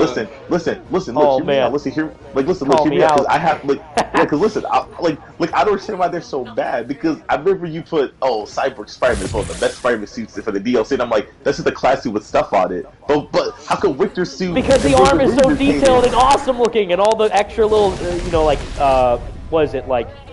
The accessories, the additional accessories make the suit really pop. First of all, the Winter suit is a reference to when Peter wore very similar clothing like that in the comics. So like, oh, that's cute. That's a little and it is meaningful to the story because Haley gives it to him. But I just want it to be more. That's like not wintry enough. It needs more wintry. He needs like the little. Like the TASM 2 style, like winter puff jacket. I did think about that. But that's he needs like the shorts too, like he has like in the the sportswear suit, which I love on that costume. And that one's more wintry than the winter suit. Well, that one looks more wintry than the winter suit. I personally think it's because he has all that padding inside of the suit, right? His electricity. That's probably why he's much warmer. But I was also gonna say here's the thing. Did you know that the Brooklyn Vision suit is like a technically triple reference? Did y'all know that? It actually references 3 things. Did y'all know that? Let's see. I think so because it also looks like the Spider-Verse suit kind of, in a way where he like has the jacket on and a backpack. Yeah, the headphones. That's the one. It does reference Spider-Verse. It obviously does reference the comics. That's the second one because obviously no Brooklyn Visions, of course, obviously. But also Homecoming, because he has in Homecoming with the poster, or just the suit where he has the yellow jacket with the headphones on, the poster lying. And and we see him doing that in the movie with when he's trapped in I forgot what he's trapped in, but. He's just talking to Karen. The only Karen that's after Sponge that is actually cool. It's like, okay, the 2 Karens that people like. They're both AI. That's kind of weird. That's weird. Okay, so here's something. For the sequel, I don't want to see any more variations of the classic suit because the first game already had 10 variations of the classic suit. Okay, hang on, wait. You say that, then I better not hear. Oh, I want to see the final No Way Home suit. I want to see the TASM 2 suit. I bet don't you just said it. It's crazy that all the suits that people wanted in the game and the fan-made suits are all now on the PC version because of mods. So they're all available right off the bat. Yes, the fans already did it before the Insomniac could do it. Yeah, I mean, I'm 80% sure that Insomniac is going to add all of Peter's costumes. I'm 100% they're going to add all of Miles's. Miles only has 20 of them, so I'm yeah, that's fine. But for Peter, I'm 80% sure because I couldn't see why they wanted, but if they didn't, I can kind of understand. I mean, I at least with back all the fan favorite ones. Obviously, all the movie ones don't need to get haggled for that and the Raimi suit. But then some obviously beloved comic ones like the Spider Armor Mark IV suit, Iron Spider, Scarlet, or 299, all that stuff. It's I do hope they bring all of them back because the ones that I do want to see in the sequel are stuff like Spider-Man Unlimited, which is a suit that we have not seen in the first game. I think it's just a rights issue. Because the show and everything, which is crazy because in the Miles they have literally the Spider-Verse suit, but they also have the animated show suit for Miles. which might just be a skin filter or whatever, but it looks pretty darn accurate to how it does in the Ultimate Spider-Man show itself. Yeah, me and my friend Alex, me and friend Alex, we have a joke calling it the shoutouts Gambino suit, because that's Donald Glover voiced the character, so we're look, that's a Gambino suit. I wonder why he didn't come back for the other seasons, and they got. I think maybe it was maybe he was busy because I know he works on Atlanta. He makes music. So maybe he was just super busy. He was just listen, I'm honored, but I can't come back as a consistent character. And also, it's not a good show, so I will not. Come back. Listen, I'll with him one time. It's not very good. Well, this and the Marvel's Spider-Man cartoon. Yeah, listen, at least Najee got to redeem himself. He was like, listen, I may be wasting Miles in this poo-poo dog water show, but I get to voice Miles in this GOAT game series, so he was out for me. I'm good. You probably saw that joke tweet I made on Twitter where Najee once again felt the need to tease Marvel's Spider-Man 2 on the Instagram feed that he did, and it's like, Najee, this is the 20th time that you've teased Marvel Spider-Man 2, because he's so hyped about being Miles, they keeps trying to get us hyped, but when there's no news updates, it just hurts more. It does, yeah. It does. It's like that. Him and Tony Todd have been teasing Spider-Man 2 news. Yes, more so Tony than Najee, because Tony is insane. I love Tony, but he's anytime someone just tweets a Venom GIF, he retweets it, and the people are like, breaking news! Oh my God, this happened! No. It's time out. I think it's just funny because I think he's on that Venom high, right? Not Venom high, that Insomniac guy. He's like, yo, I'm voicing a popular character in a fantastic video game series. Najee and Najee, and they're like, now we're used to it. Still biggie. But yeah, Tony yo, my hand. He's like, I'm sorry. I'm sorry for saying this. This is a joke. It's like Tony Todd literally sneezes, and then people are like, breaking news! What's going on? And they get so hyped, and it's like, whoa. And the funny thing is, and the hilarious thing is, I can say that because that was me back in 2016, where Brian Intihar would fart, and I'm like, oh my God! Spider-Man PS4 news! And it's nothing. So, and I know that Ghosty, Franco, my boy Spidey Skater Boy, and Vigilante Spider and Spidey Bugle can all vouch for me when I say that, because that's exactly how I was back then. Now, since then, I've learned to just chill and wait until they actually say something that is legitimate and informational. But now, people are acting how I acted literally half a decade ago. So it's hilarious when I see the videos of we just got a huge breaking news from Insomniac Games today. You gotta check this out. Thing ever. Yeah, it's wow. Hang on, let me read this. Oh wow, thank you, Casual Gamer. He complimented us. He said, Evan and friends, you guys are wonderful. I love hearing you guys talk. You are so wonderful and passionate and kind. Much love and God bless. He then also said, and Evan, I've been watching you since 2016. You're an amazing content creator. Aww. I really love your passion for Marvel, and I really love your personality. Much love and thank you and others for Spidey Squad. Aww. Thank you, Casual Gamer. I really appreciate you, buddy. Well, we're happy to have someone like you in our community, pal. But thank you very much. That means a lot. No, but yeah, Evan in 2016, he was a very different person in comparison to how he is now. Yes. Yeah, I'm not gonna lie. I know, I apologize to you, but I have, whatever. I'm like, oh yeah, I'm cool with that, man. Everything, like we're friends. He'd be like, wait, you mean the guy that said, will the election ruin the Spider-Man? Yes. Release it. I was just like, what's gonna happen to the freaking game? But also because it's at the time, which is another hilarious reason why I made that, because Insomniac themselves made a video publicly going against Donald Trump for what he was doing in office at that point. So he was they were... Wow. Yeah, because they did... That's what I'm talking about. It's this is just a dumb meme. No, there was actually a legitimate reason why I made that video, because they made... It was Ted Price with the whole majority of the Insomniac crew. I don't think Brian Intihar was there, but he was with them talking about a certain political move that Donald Trump was making in office that they were heavily against, and they stood up against to say that this is our studio culture, and we're not aligning with what the president is saying right now for the workforce or something. But they made a video themselves, so it's like, well, wait, if they're saying this, maybe there might be some issues.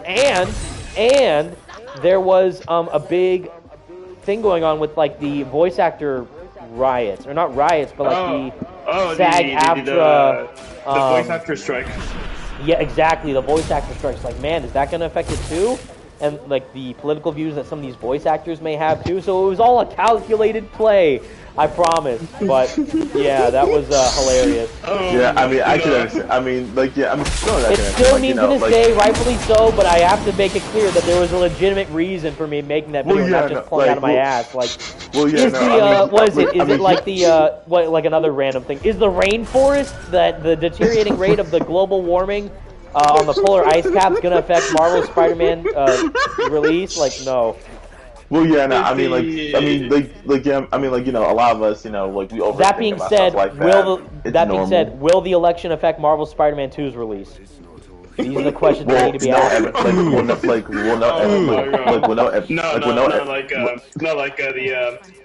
Is the state of California going to affect my upload schedule from Yeah. Is what's his name? The guy that they always make fun of on the California mayor. Is he gonna affect Marvel Spider-Man 2's release? Well, no. I'm thinking of. Okay, do you guys know on the YouTube channel Side Talk NYC? No idea. Oh god, so funny. No. Just look it up after this. It's a whole compilation video of just New Yorkers being crazy. And what I've come to find is that New Yorkers hate their mayor, Cuomo. They hate him with a passion. So they just is like just say that like, is the New York mayor Andrew Cuomo gonna affect Marvel Spider-Man 2's release? Oh my god! Oh my god! You know, I'm sorry, JB. I'm gonna have to disagree with you there, buddy. I do believe that Insomniac should still add suits for Miles. Just because it's a Peter-focused game doesn't mean that Miles should not be having, you know, some type of costumes in there. I strongly disagree with that. I think Miles should have some new costumes. We got a Darth Vader no from Morbius. Oh my god, that was amazing. Okay, again, the voice acting. I am bamboozled by how good the voice acting is in this game. They did. So I think what just happened is that they got Morbius' serum. They were too late to take it away from Sin, and they're going to use it now to create a whole army of vampires that are immune to sunlight and like vampire weaknesses like silver bullets and garlic and stuff. So we're not doing too great with that. I just remember another video that Evan did in 2016 when he actually thought that Spider-Man PS4 was going to be at the PlayStation Experience because oh, dude, I remember that. I remember that. Was that the one? Days. Was that the video I did where I got the clip from Superhero Movie with Rick Riker breakdancing on the wall? Is that the one, or what was this? The PSS Experience? The 2016 one, when you actually thought it was going to be there. Oh, well, because they had it on the freaking website of the thing. Eddie Brock talking about Morbius, we love to see it. But also, yeah, it's just like, you know, at that point, it's like, oh my god. Because at that point, we waited for so long with no news, and then we got that little, remember the small PS4 Pro clip? That was literally 30 seconds long? Yes. And that was the only thing that we saw, like, oh my god, but then, yeah, it's like, it was nothing again, so... Yeah. Hang on, let's see. I'm not saying you shouldn't have any, but I want to say sequel. You don't want the thing is that Evan did a video in 2016 when he actually, he showed a tweet, a tweet that says, oh, Spider-Man PS4 might be a PlayStation Experience, even though the account that he was made for was a fake account. Like, it wasn't even an official one. Let me just... Because it looks so official and legitimate, but it's like, yeah, like, oh, these are just how... That shows how desperate people are for frickin' the game. Like, they'll do whatever. Even nowadays, they're like, Marvel Spider-Man 2 leaks? It's like, no, there's not. There aren't. Yeah, I can't stand that. Marvel 2 was just like, it's like, yo, shut up. And what's even funnier was that he literally after he did that video, he made a video saying, oh, I'm so sorry, I apologize for spreading misinformation. Yep. Hang on. Would you guys like a Miles Morales sequel? Like Miles Morales? Okay, well, I was just about to say to JB, we don't know if they're gonna make a sequel to Miles. I wouldn't be against if they did. If they do, that's great. But even then, it's like one, Miles doesn't have that many suits to begin with, so it's not like they're gonna keep making it. It's not making. I know a lot of Yeah. people want, which I don't know how I feel about this suit, but they want the what is it, the like anniversary suit? Yes. Hey, Is that the one with like the big hoodie that's over his face? That's what I call it. Yes. Yeah. That one's one I do interesting. think they're gonna add it. But I definitely feel like they'll add that. sequel. I also think, which I don't want them to add, that recent because the recent Spider-Man comics have been so bad. But the recent suit where it's like white and blue. You know what I'm talking about with the yellow eyes? That one and the I mean, Oscorp suit. Yeah. But Evan, that's the best one. The Oscorp suit is amazing. 10 out of 10. Objectively better than the classic suit and the black someone suit. kicked JP from the party. No, I'm kidding. I'm kidding. Triggered. Okay. It's like that. It's like the meme. Like it's a prank. It's a prank. I swear. Oh man. No. It's because I'm black, isn't it? Oh no. Uh-oh. Now I'm getting kicked out of the party. Oh no. Wait, what just happened?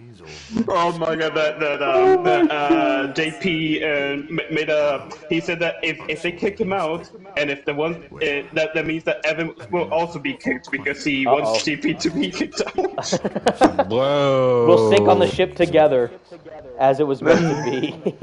We live together, we die together.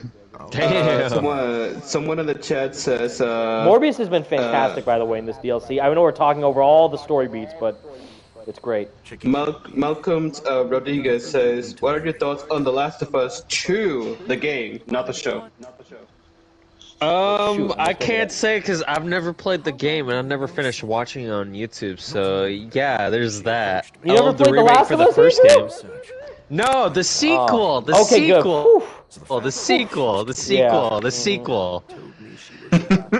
Yeah, the sequel is Yeah, I also have done the same because I only saw the game through cutscenes on YouTube, and it's like, well, you can't make a good judgment call if you've only seen the game instead of playing the game. Like, no, yes you can. Yes, you can. Yes, you 1000% you can. If Yes, I you were to can. see the story for Spider-Man PS4 through YouTube instead of playing the game, I probably would say it's like one of the greatest Spider-Man movies I've ever seen.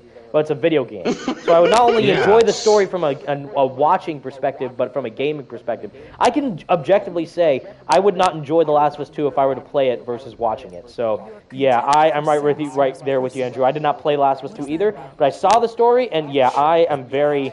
I don't know how I'm gonna. I mean, I love the show. The show was great, but I don't like the story Last of Us 2, so I don't know how they'll do anything different in the show for the season 2. Yeah, I never played Last of Us 2, and I actually don't have any opinion on it. I'm like, hey, I don't have an opinion on it, and I'm not like, let me make an opinion on the game that I never played. It's like, not for me. So that makes me the only one that did play Last of Us 2.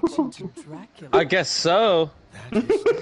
Yeah. Also, oh god, Evan, someone asked you, what are your thoughts on Spider-Man: Edge of Time being considered the most underrated Spider-Man game? Oh my god! Is that from Ethan Castillo? No, it's some guy. No, it's someone named Ethan. Ethan and I have a running joke where he's like, "Hey Evan, when are you gonna do a Let's Play again for Edge of Time?"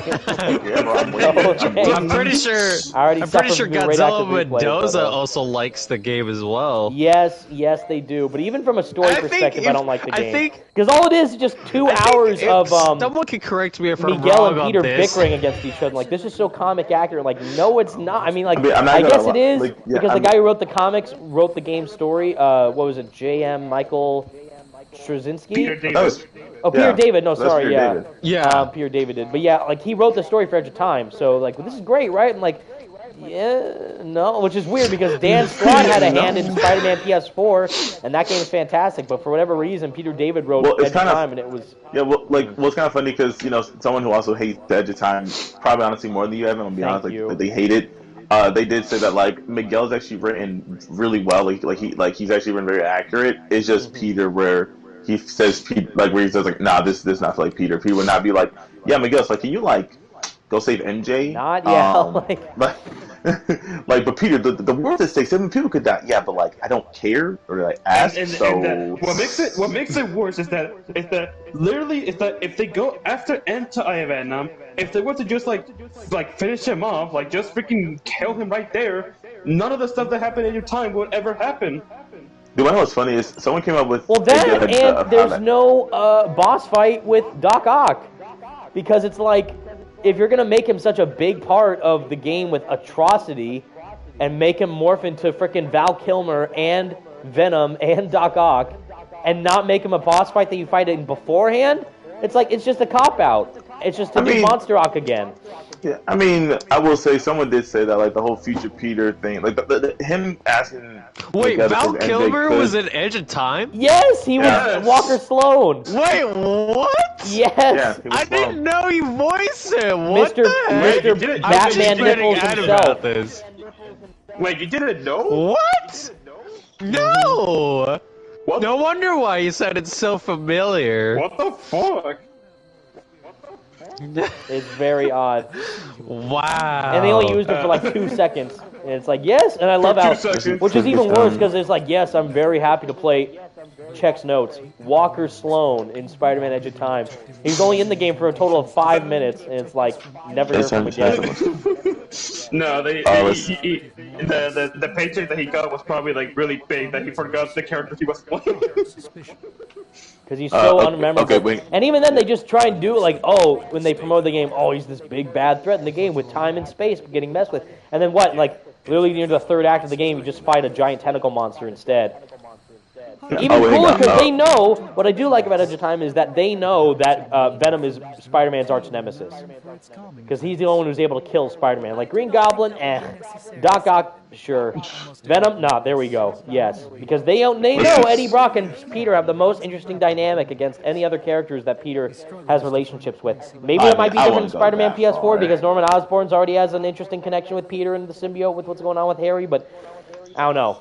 I've always seen Venom as Spider-Man's true arch nemesis. In my eyes. I love Venom. I mean, I love Venom. That's a fair point. I feel like Green Goblin hits a lot. I mean, he killed the woman Peter loves. I'm sorry, I'm like that alone is like, yeah, no, that is some arch nemesis. And I type do of like, despite how much I don't like Superior Spider-Man, the story, mainly because of the after effects it had with the whole Spider-Man comic lore afterwards, just ruining everything. But especially what they do with Evan's girl, that being Felicia Hardy. My man committed domestic abuse on his literal soulmate by punching her square in the jaw when she was about to flirt with him like she always does.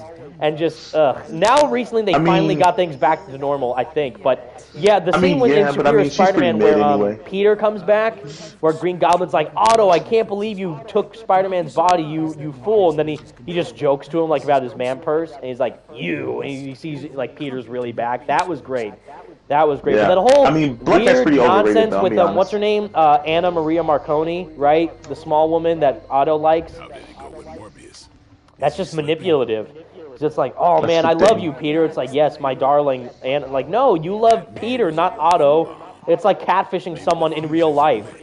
It actually kind of is. I'm not even going to cat, but it's super manipulative and weird. I think even Venom or Black Cat could get their own mini games like Miles did, perhaps even 29. You know, I'm kind of not against that. I just don't want Simon. Well, that's to make why I wanted Felicia to be playable in Spider-Man PS4 during the Heist DLC. Well, I mean, the playable characters is one thing, but having them have their own spin-off thing, I don't agree with. Not for every character. Not every character needs that. Oh, well, yeah, for a character like a maybe. Yeah, like Black Cat. No, I don't think she'll get like her own spin-off game. But again, on the flip side, I genuinely think if done right, Venom could be that. A fully Venom. I'm fine with. I'm sure that if they make a Black Cat spin-off game, Evan's gonna freaking get that day zero. Yeah, he's gonna simp on that game 24/7. I mean, I know Peter's the main character of the franchise, but I think the side characters. You know why I would though? It's because it would be finally like the prototype 3 we've all been waiting for, but with actual Venom this time. I mean, Infamous is better anyway. Just saying. Oh my god. Oh my god. Wait, what? Huh? What? Those are fighting words. JP is saying Prototype is... Well, he's saying Infamous is better than Prototype. The game series Did I Infamous stutter? is better than Prototype. Did you stutter? No, but I didn't stutter either when saying that I believe Prototype 1 is better than all Infamous games. I will say this. I will take this to my grave. That's cap. I will take this to my grave. That is cap. Although I will say, Infamous 1's the best Infamous game. That's also cap. Oh my god. Evan is saying nothing but caps right now. Okay, listen, first of all, here's the gameplay wise, fine. Well, I will say, okay, something that is not capped is that prototype people who dislike Infamous Second Son are wrong, because Infamous Second Son that is actually great. is kind of true. Like okay, People fine, I'll give you don't that. like That's Second Son. Yes, Yeah, and they are very here's the thing. weird people. Like, yeah, hang on. who think Let me this explain weird it. Hang this on. way. Yeah, hang on. Let me explain it. This is a joke, by the way. If you actually don't like Second Son, that's fine. That's but fine, yeah. what These are all friendly yeah, jokes. yeah, Don't take it yeah, seriously, chat. Most people who I've seen criticize it just say because he's not because he's not Cole McGrath. I'm like, and that's the only criticism I have. I call them Cole McGrath. Wait a minute. Can I cuss here? Can I cuss in here? Yes. Go Okay, for I it. call them Cole McGrath dick riders. I'm like, they're like, oh my goodness, Cole Daddy isn't here. How can I like this game? But then it's so weird because then they like First Light, which is like, I feel like you only like it because it's a woman. I have to like the game because it's a woman. okay, that was also a joke. Fetch is a really solid ring character in that game. That's very. Like here's the thing. There's literally a DLC mission dedicated to Cole in Second Son.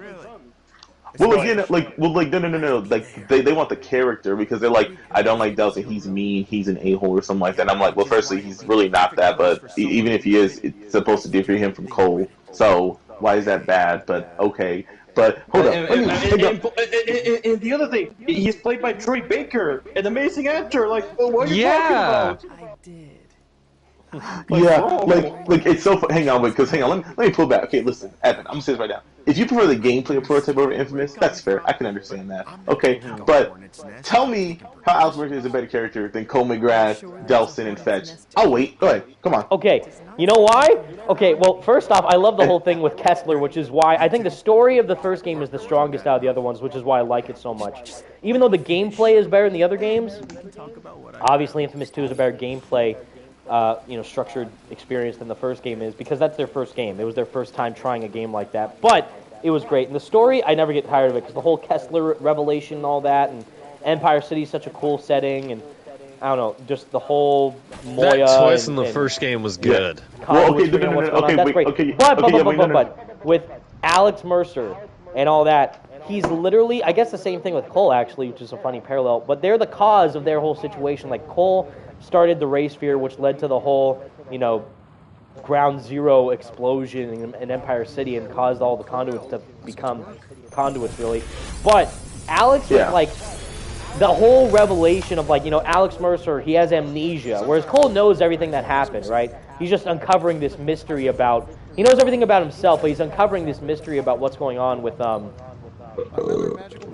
race fear and everything, and Kessler and what the plan is. But with Alex, it's like, oh, Alex got the short end of the stick with this virus, and we have to figure out what's going on with him. It's like, okay, so he's the protagonist. He got screwed over by this, this facility with Gentech and Blackwatch and all that, and he's like, okay, he got killed somehow with this virus, and we got to save the day as him by figuring out the corrupt, conspiracy of this virus and what's going on. Turns out he's the virus. He caused the entire epidemic. He is the villain. And you realize that at the very end of the game. That's such an awesome twist.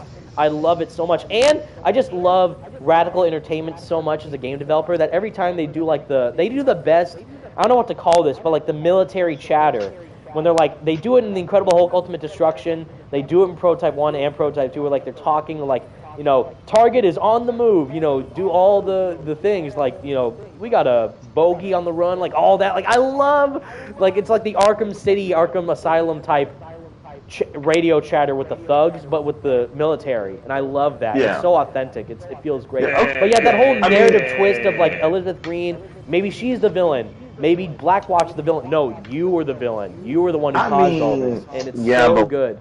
Like in Infamous, you actually, but Infamous, you actually become the villain. You actually, become the beast and but the good ending is kill your grandmother. We brought this up on Twitter, but you could choose your path. But the canon ending, the canon path, is that Cole was a good guy, because Infamous Second Son wouldn't exist if he was a bad guy. That is true. Evan, Evan, let me ask you this. Okay, so what's your second favorite Infamous game and your third favorite? Okay, first is 1.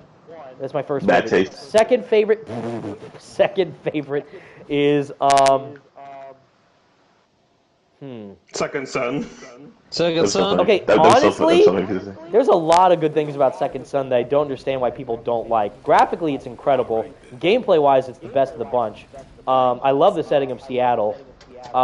Story, it's a bit basic. I'll give you that. But I like Delsin. But I guess story-wise, since Cole's such a great character, I get, one... But I don't hate any of them. That's the important thing. I like all of the games. So, one, my first favorite is Infamous 1. Infamous 2 is my second favorite. Third favorite is Second Son. Fourth favorite is First Light. So what you're saying is that you prefer the cis straight white male over the Native American and a woman? Oh my God! Excuse me. Oh no! Whoa! Oh man! Bro! Jesus! Walked into that one. Walked right into that one. Getting canceled over here. I am getting destroyed. Wow. Oh my boy. Yeah, but for the not I could but understand like, that. not but like and do you want to know if we actually get a prototype 3? Then the answer is no. The answer is no? Yeah. Like prototype 3, the answer is no because Remedy, Radical Entertainment just it's gone. Yeah, that's true. Yep. There, like my dad. Yep. Like my dad. Oh no! Oh my God. Like my dad, they're gone. Yeah, but I could. Firstly, someone asked, "Have you seen Invincible? If so, what are your thoughts on it?" I personally can't wait for season 2. Love Invincible. I haven't seen it yet, so don't spoil it. Won't spoil it then, but yeah, I mean, the season finale was like one of the most emotional things I've ever seen in any superhero show. To be frank, it was incredible. Stephen Yeun, by the way, amazing as Invincible, and J.K. Simmons, oh my God, as Omni-Man. Wow. Amazing. Wow. Yeah. So season 2, I think I've seen like some of those videos like comics explain where season 2 is heading from here. So I think I know the gist of what's going on and what's going to happen in the next season. So I'm very excited. But got any blueprints for us? I mean, yeah, the animation specifically, how they're going to improve that, I can't wait. All right, now we're talking. Yes, I'm actually just very excited for more animated superhero stuff than any of the actual live action stuff, honestly. Same thing. I mean, well, the movies, I mean, with all the games too, compared to the movies. I did the video with my buddy Comic Blast Keenan talking exactly about that. Like, I have not seen Shazam 2 yet. I probably won't see it. But also, I eventually, because it was cool, my roommate, Chris, from SFSU, invited me with his friends to go see Ant-Man. Like, that's super cool. So, yeah, I'll see it. But I fell asleep during halfway through. The movie. So... Yeah. You didn't even get to see MODOK's ass in the film? Yes, I saw that, unfortunately. And probably after that, that's when I fell asleep. But, yeah, I was not... there was one thing... I'm assuming you didn't enjoy the movie, then. Yeah, there was not very good. Well, yeah, because I watched it, I was just like... Yeah, because I rewatched the first and second one. No, like just some certain clips. I'm just like, I think when I read about the fight scenes just look so boring in Quantum is because like you don't really see this, like you don't really see the shrinking parts or the unique or like that's or why I really like the first one because I really do appreciate all the interesting, cool looking shrinking effects that they use and all the scenarios. I mean that scene, because I remember, I think when I was younger, I was way more hooked on the MCU than I am now, because I remember I was always there day one, seeing all the Marvel movies. Like, we gotta go see Civil War, Dad. God, they're gonna include Spider-Man with Captain America and Iron Man fighting with the Avengers. Let's freaking go! But I was so excited because all the movies before Endgame were incredible, in my opinion. I love each of them, except for probably a few, but I still love the majority of them. You didn't like No Way Home, you piece of garbage? What's wrong with you? I mean, if we're gonna go down that way, I mean, I hate Far From Home. That's a very no. What happened to what happened to Eddie's little corner here in the Abbey? Eddie Brock's little whisper web. It's gone. What happened? Oh my God! Also, But no, I loved all the Marvel stuff. Like, I love the first Ant-Man. I really appreciate it. And that sequence is one of my favorite sequences still, where Ant-Man shrinks to save his daughter against Yellow Jacket, and he has to shrink to, like, the subatomic level to get into the suit. But then he keeps shrinking forever and ever, and he's, like, in a weird endless void. That was awesome. I love that sequence. Yeah. Yeah, but the reason why the first movie is good is because some of the cool stuff in that movie was written by Edgar Wright. Edgar Wright, yeah, who did Scott Pilgrim and all that. Yeah. So there's a reason why. Yeah, there's a reason why. Yeah, I mean, I don't know if it's a popular opinion, but, like, I mean, I like the second one. I didn't like it more than the first, but I was like, you know, I still liked it, you know, still has first of all, at least still had the creative fight scene. Like, you see the walk shrinking, and you see, like, small, big things. Like, yeah. The second that sequence was kind of funny in the whole school part where he's like a kid. Like, he's small as a kid, and he has to try and get the thing from Cassie's locker. But I don't know. Yeah, the first one just is special. Trying to get the best Ant-Man suit. Like, I mean, I'm saying right now, the Civil War suit was the best Ant-Man suit. Don't at me. Just saying. Really? Yeah. Yep. I'm with you there. I'm with you there. I don't know. There's a lot about the first one I like, but it's because it's Hank's, and I like the red. I always like the red stripes on the helmet. They got rid of the red stripes on the helmet on the Civil War suit. I forget what the Ant-Man the Wasp suit looks like, but I think I might like that one too. Yeah, that one's pretty solid. That one also has the red stripes, so. Yeah, that was. And I might like that one the best, even though I'm not a big fan of that movie. I think I do like the suit. Yeah, and I was kind of glad that they kept that one for Endgame, but then they unfortunately changed it in the third one. Yeah. But I was. Nanotech, like all the other character suits. Like, yeah, but I was gonna say, back to the whole Infamous thing. Since, you know, Evan gave his, I'll give my ranking real quick. Number 1 is Infamous 2, then Second Son, then 1, and then First Light, and then Festival of Blood. Oh yes, I never played Festival of Blood. I never got around to it, sadly. Like, even though I think it's good. even though it's at the bottom, even though it's at the bottom, don't get to it. It is like very good game. Of course, first of all, the gameplay is just Infamous 2. Just a little bit, obviously. Morbius game. Morbius pine game. That's God, it. Dang it. That's the one. We totally forgot about it. Festival of Blood down. Like, it is a Morbid time in the Infamous universe. Like, no, sit down. Sit down. Morbid time in the Infamous universe. For me, it's like I only play Second Son and First Light. I actually have not played the first 2 Infamous games as of yet. So, well, me, I guess that's understandable because they're so old now on the PS3. So, yeah. And I didn't grow up with a PS3. I grew up with an Xbox 360. Same. I see. Yeah. So for me, so you grew up in the wrong generation then. No, okay.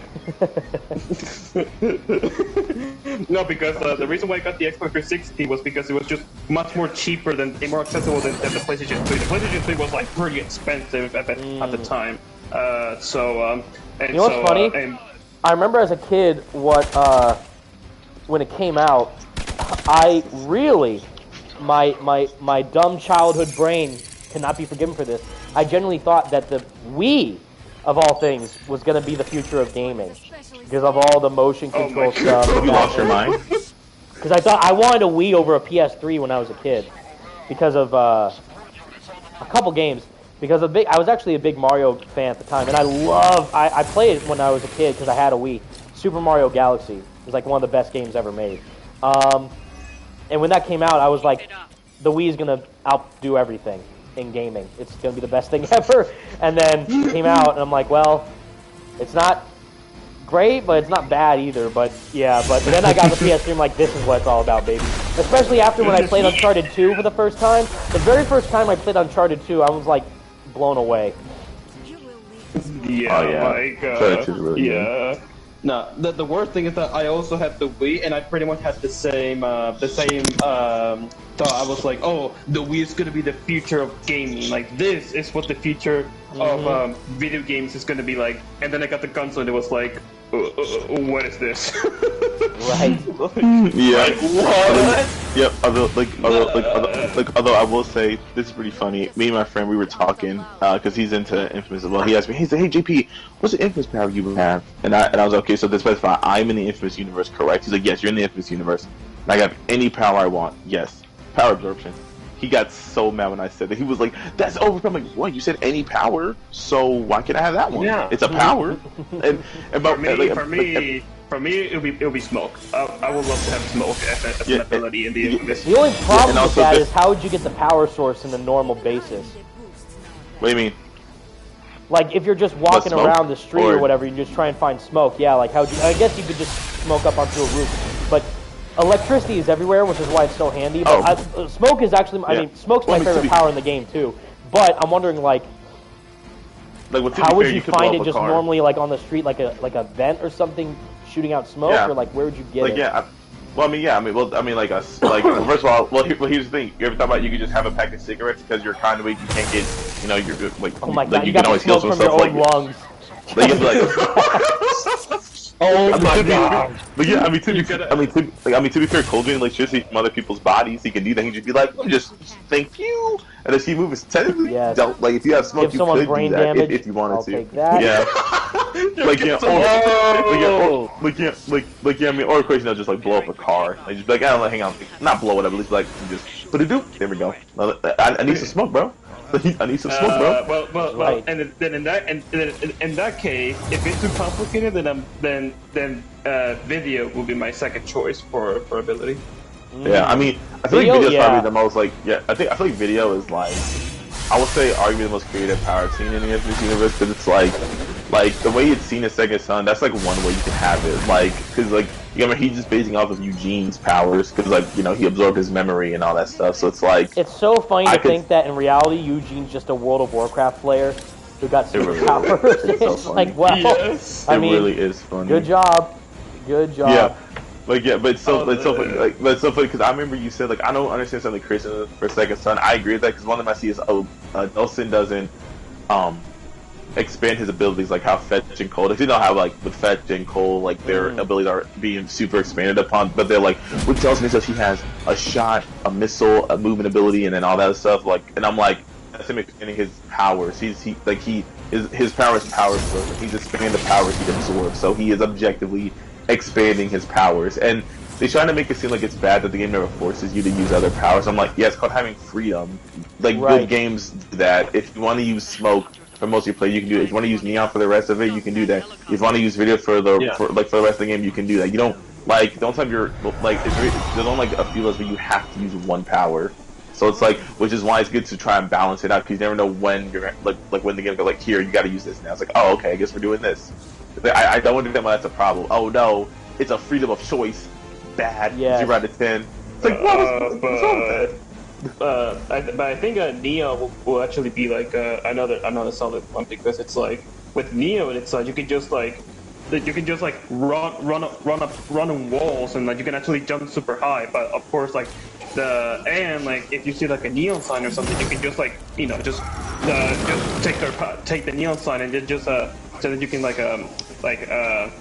how you say you have more resources of neon power and all that. And so the only one. Yeah, I mean, plus neon.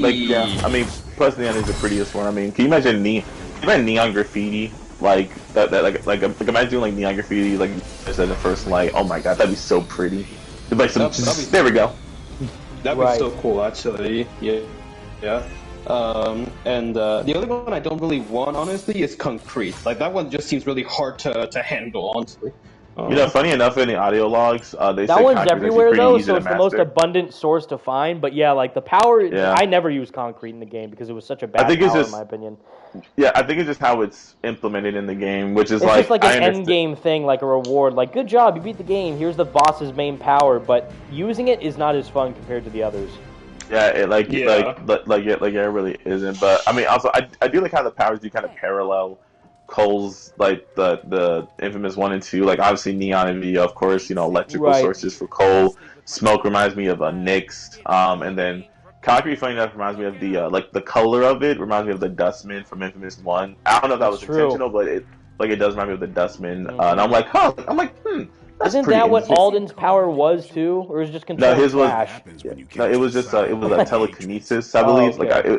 It was telekinesis, from what I remember. It's kind of because it's like everyone has an elemental power, like, you know. I mean, I will neon, say that, video, electricity, telekinesis. Like, whoa, okay. It's like, hold on now. Wait, what is it? But it's kind of funny and also it's funny because with the electricity, he has electricity power. That means that Cole in a way is basically just Max Dillon. Like he's basically Electro. That's what I'm saying. Literally the best Electro game you could ever ask for.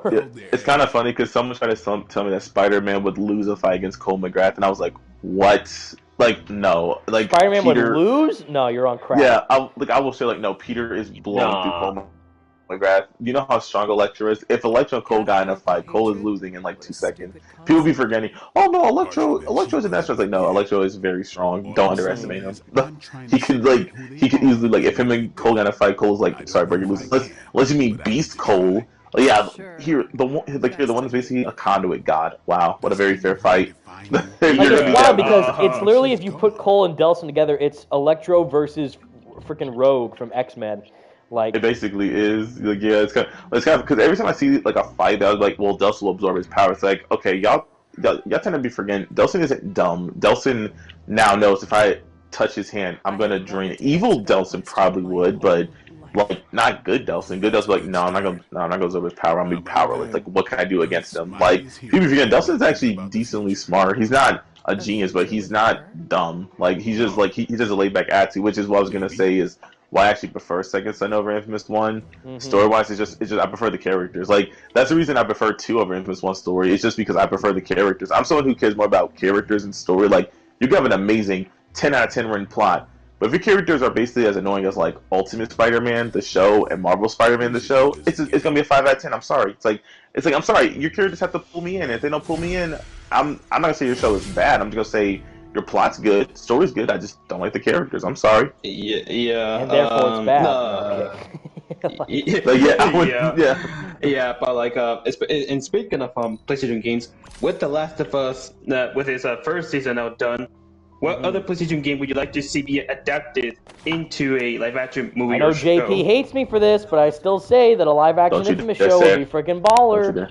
If you already have, you have all the Netflix shows. You know, the CW shows, you got The Boys on Amazon. Why not get HBO their own little PlayStation Infamous show superhero thing? Because Infamous is clearly... Listen, there are some games, right? Because here's the thing. My friend has asked me this, He said, yo, GP, would you... Like, let's say they got the Rise of Infamous to make an Infamous. Would you do... I'm like, would you watch? I'm like, no. It's like, listen, there are some games that should just be games. Infamous works as a game. As a movie or show, I'm sorry, I just can't see... I thought the same way about The Last of Us, because I'm like, why in the world? That's why I hate the Uncharted movie so much, because it was awful.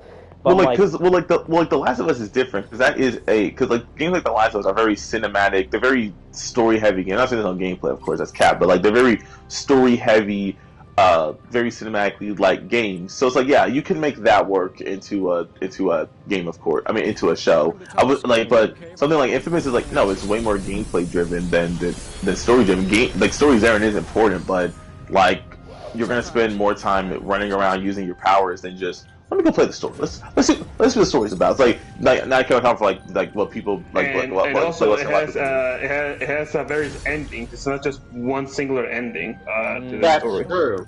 Like, yeah, I mean that's the reason I've never been a big fan of these like, oh, games are gonna make it to movies. Like it's like I'm sorry, unpopular opinion here. I think games should just stay games. Stay games. Oh, but I feel the same way.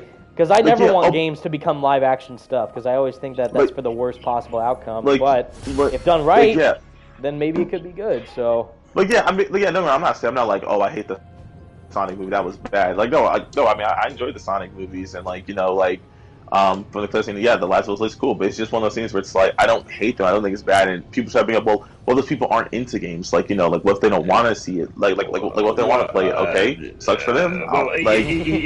That's the thing. And the thing is that if they don't make a live action Infamous show, they're most likely not going to make any type of like brand synergy, like make an Infamous remake or something like that. Just like what they did with The Last of Us. Mm-hmm.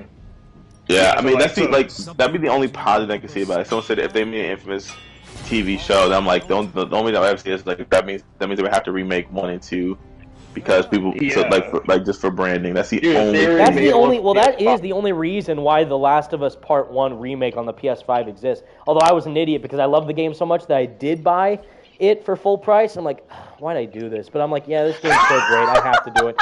But then I'm like, I see the show, and I'm like, damn it, it worked. Because what the show made me want to do is play the game again. And that's exactly why they remade it. Did you play the remake, Evan? Yeah, I have it. It's great. Yeah, it's obviously easily the best it's, version of the game to play versus the remaster on the PS4. But I still hate that I had to spend and pay $70 to play it. But from their marketing perspective, just to monetize as much as possible, it worked. And I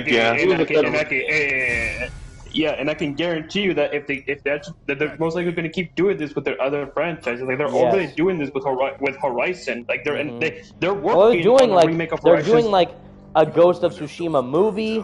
They're doing a God of War Amazon series. They're doing a Horizon Netflix show. So why not do an Infamous show? That's what I'm saying. And then even if we don't like the show, guess what? That means that they'll probably do a remake of sorts for the Infamous games, which we desperately need. If they don't do that when this next whenever PlayStation Showcase happens, cancel it. Not even worth it. Cancel it. Even if we do get Spider-Man 2 gameplay, cancel it. We need Infamous remake right now, please. Wait, oh my god, Evan, did you see how many people thought when Spider-Man 2 was like teased that people thought it's Infamous gets all electricity? PlayStation, there's like Infamous. Whereas me, I was like, if you saw my reaction because I recorded myself live, I didn't know what they were going to show during that showcase because they showed the Insomniac logo first for their first game. It's like Spider-Man, even if it was some guy in a bar with a cowboy hat, I'm like, this is still Spider-Man, because what else could it be? Because they say Insomniac and Marvel. And then all of a sudden, it focuses on the knuckles. I'm like, wait a minute, is this Wolverine? Then right when I said that, it showed his claws. It showed his claws. I'm like, oh my Christ, that's insane. And then, I freaked out. God. That was wild. Yeah, and then the next thing they showed was like a shot in the city that we had no idea what it was, and electricity, and then people thought, wait, is this Infamous? That was so fun. Yeah, it showed like electricity, but then there's a black screen, and then the first thing we see is the freaking white spider of the advanced suit. I remember that. Oh my gosh! I remember I saw memes about it on Twitter a little bit. There was like Infamous, and then they saw White Spider. It's like, oh, it was like, oh, but I'm still excited. It was like, oh, I'm still excited. Let's go. Yeah, pretty much. Because the day that happens, everyone's going to go crazy when they announce an Infamous remake from the ground up. Not only just... Because the Dead Space remake is different because it's like... They overhauled a lot of the story stuff with Isaac because he talks. And then they added that extra little bit with the secret ending where it gives a lot of notion that they might end up remaking Dead Space 2, which is easily the best Dead Space game, in my opinion. Yeah. But... man, like if they remake Infamous, who knows? Maybe they could add new powers, because for the most part, the gameplay stuff for Isaac, despite there being like a couple new weapon moves, it's pretty much the same as how it was in the first original Dead Space. But Infamous 1 deserves a remake more than others, because you can get like more cutscenes, like better looking visual, cutscenes. You can do enhanced character models, enhanced graphical abilities for the city. Which already looks disgusting in the game, but like it definitely needs an overhaul. Better combat abilities, momentum traversal stuff, like all that. Yes. I don't know if I say from the. I would just say. Well, I don't know if I say from the. Well, I agree. Obviously enhancing the cutscenes, all that stuff, but I wouldn't say like I had new powers and stuff because first of all, that just confuses too many things. It's just but I would say just make the gameplay of 2, bring it over to 1, because that's what they did with the Dead Space remake. That's exactly what they did, where they took the best parts of the survival horror elements from the first game, but then polished it with the second game's combat abilities and all that. So, do the same thing with Infamous, and that's what they do. Be like also flesh out because a lot of people like say, oh, the choice system is too simple. It's like, well, that's kind of the point. You can either be good or bad, but why not? Like maybe add on a little bit more to the karma system and see what else you could do to renovate that. Yeah, I have the feeling that like. With the Horizon Zero Dawn remake, I feel they're doing that one just to basically bring the mechanics that they had in Forbidden West and bring that to the Horizon Zero Dawn remake. I feel that's what they're gonna do most likely. Why is Blade in his swimsuit again? Why are we doing this? Damn it, Blade! And Carol's right there too. Carol is Blade's crush. Oh no, this is bad. Oh wait. This is. So somebody said, Joe, somebody check what Tony Todd said on Twitter. Oh my god, I'm gonna check. Let's see. They said I'm wondering if you guys think that Sony will make an in-between game between Wait a minute. Spider-Man 2 can't and 3. come soon enough in September. Can't come quick enough. Spider-Man 2. Tony Todd looks like September. Massive publicity coming in August. Commercials start dropping in August, so I'm told. Hold your breath and hold on to your ... and hold your breath. Gonna be necessary. Okay. All right, Tony. Whoa. I don't know what. Wait. What? Commercials in August? That's only a month of marketing, though. Why? That makes sense. I'm so confused. Sure, but I don't know about that. I mean, cool beans, I guess. But, yeah. Let's see. Oh, that's it. So someone said, do you guys think that Sony will make an in-between game between Spider-Man 2 and 3? Who would make it the Miles? Okay, that's a great question. I also definitely think that the answer is yes. Because... Yeah, I wouldn't be against it. It's like, because it's off of what JB said. JB said, I personally want to see more spin-offs. There are tons of important characters than Miles that exist in Spider-Man's universe that should get a game. Like, here's the thing. I don't disagree with that, but here's the thing. It's the thing with Batman. Like, there's tons of great characters in Batman, right? But, like, I don't think every single Batman character needs a spin-off game. That same thing here. It's like, I don't think every character needs a spin-off game. Should some? Like, first of all, I'll be honest with you, even Miles didn't need a spin-off game. It just happened. And I'm like, yeah, that was cool. But it's like, not every character needs a spin-off game. Like, I'm sorry, I don't need a Black Cat spin-off game. I don't need a Venom spin-off game. Would it be cool? Yeah, I want. No, I'm kidding. Wait, hold up, wait. Wait. The difference between a want and a need. I want a Venom spin-off game. I don't need one. This is a like it's. And that's what that's what Marvel and PlayStation would be looking at too, and Insomniac as well. But it's about what would best serve the story compared to what would make the most money. What team would be the Miles or the Miles has Wolverine team of Spider-Man 1?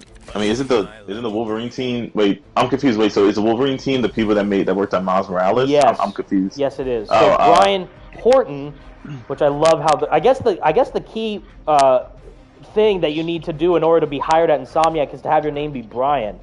Because we have Brian Intihar working on Marvel Spider-Man 2, and then Brian Horton is creative director of Marvel's Wolverine, and Cameron Christian, who is the game director for Miles Morales, is now the game director for Wolverine.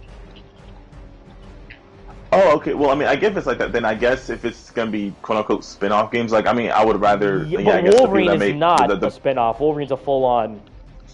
Well, game. Yeah. Well, but I know what you mean. Yeah, with Miles being on that the exception.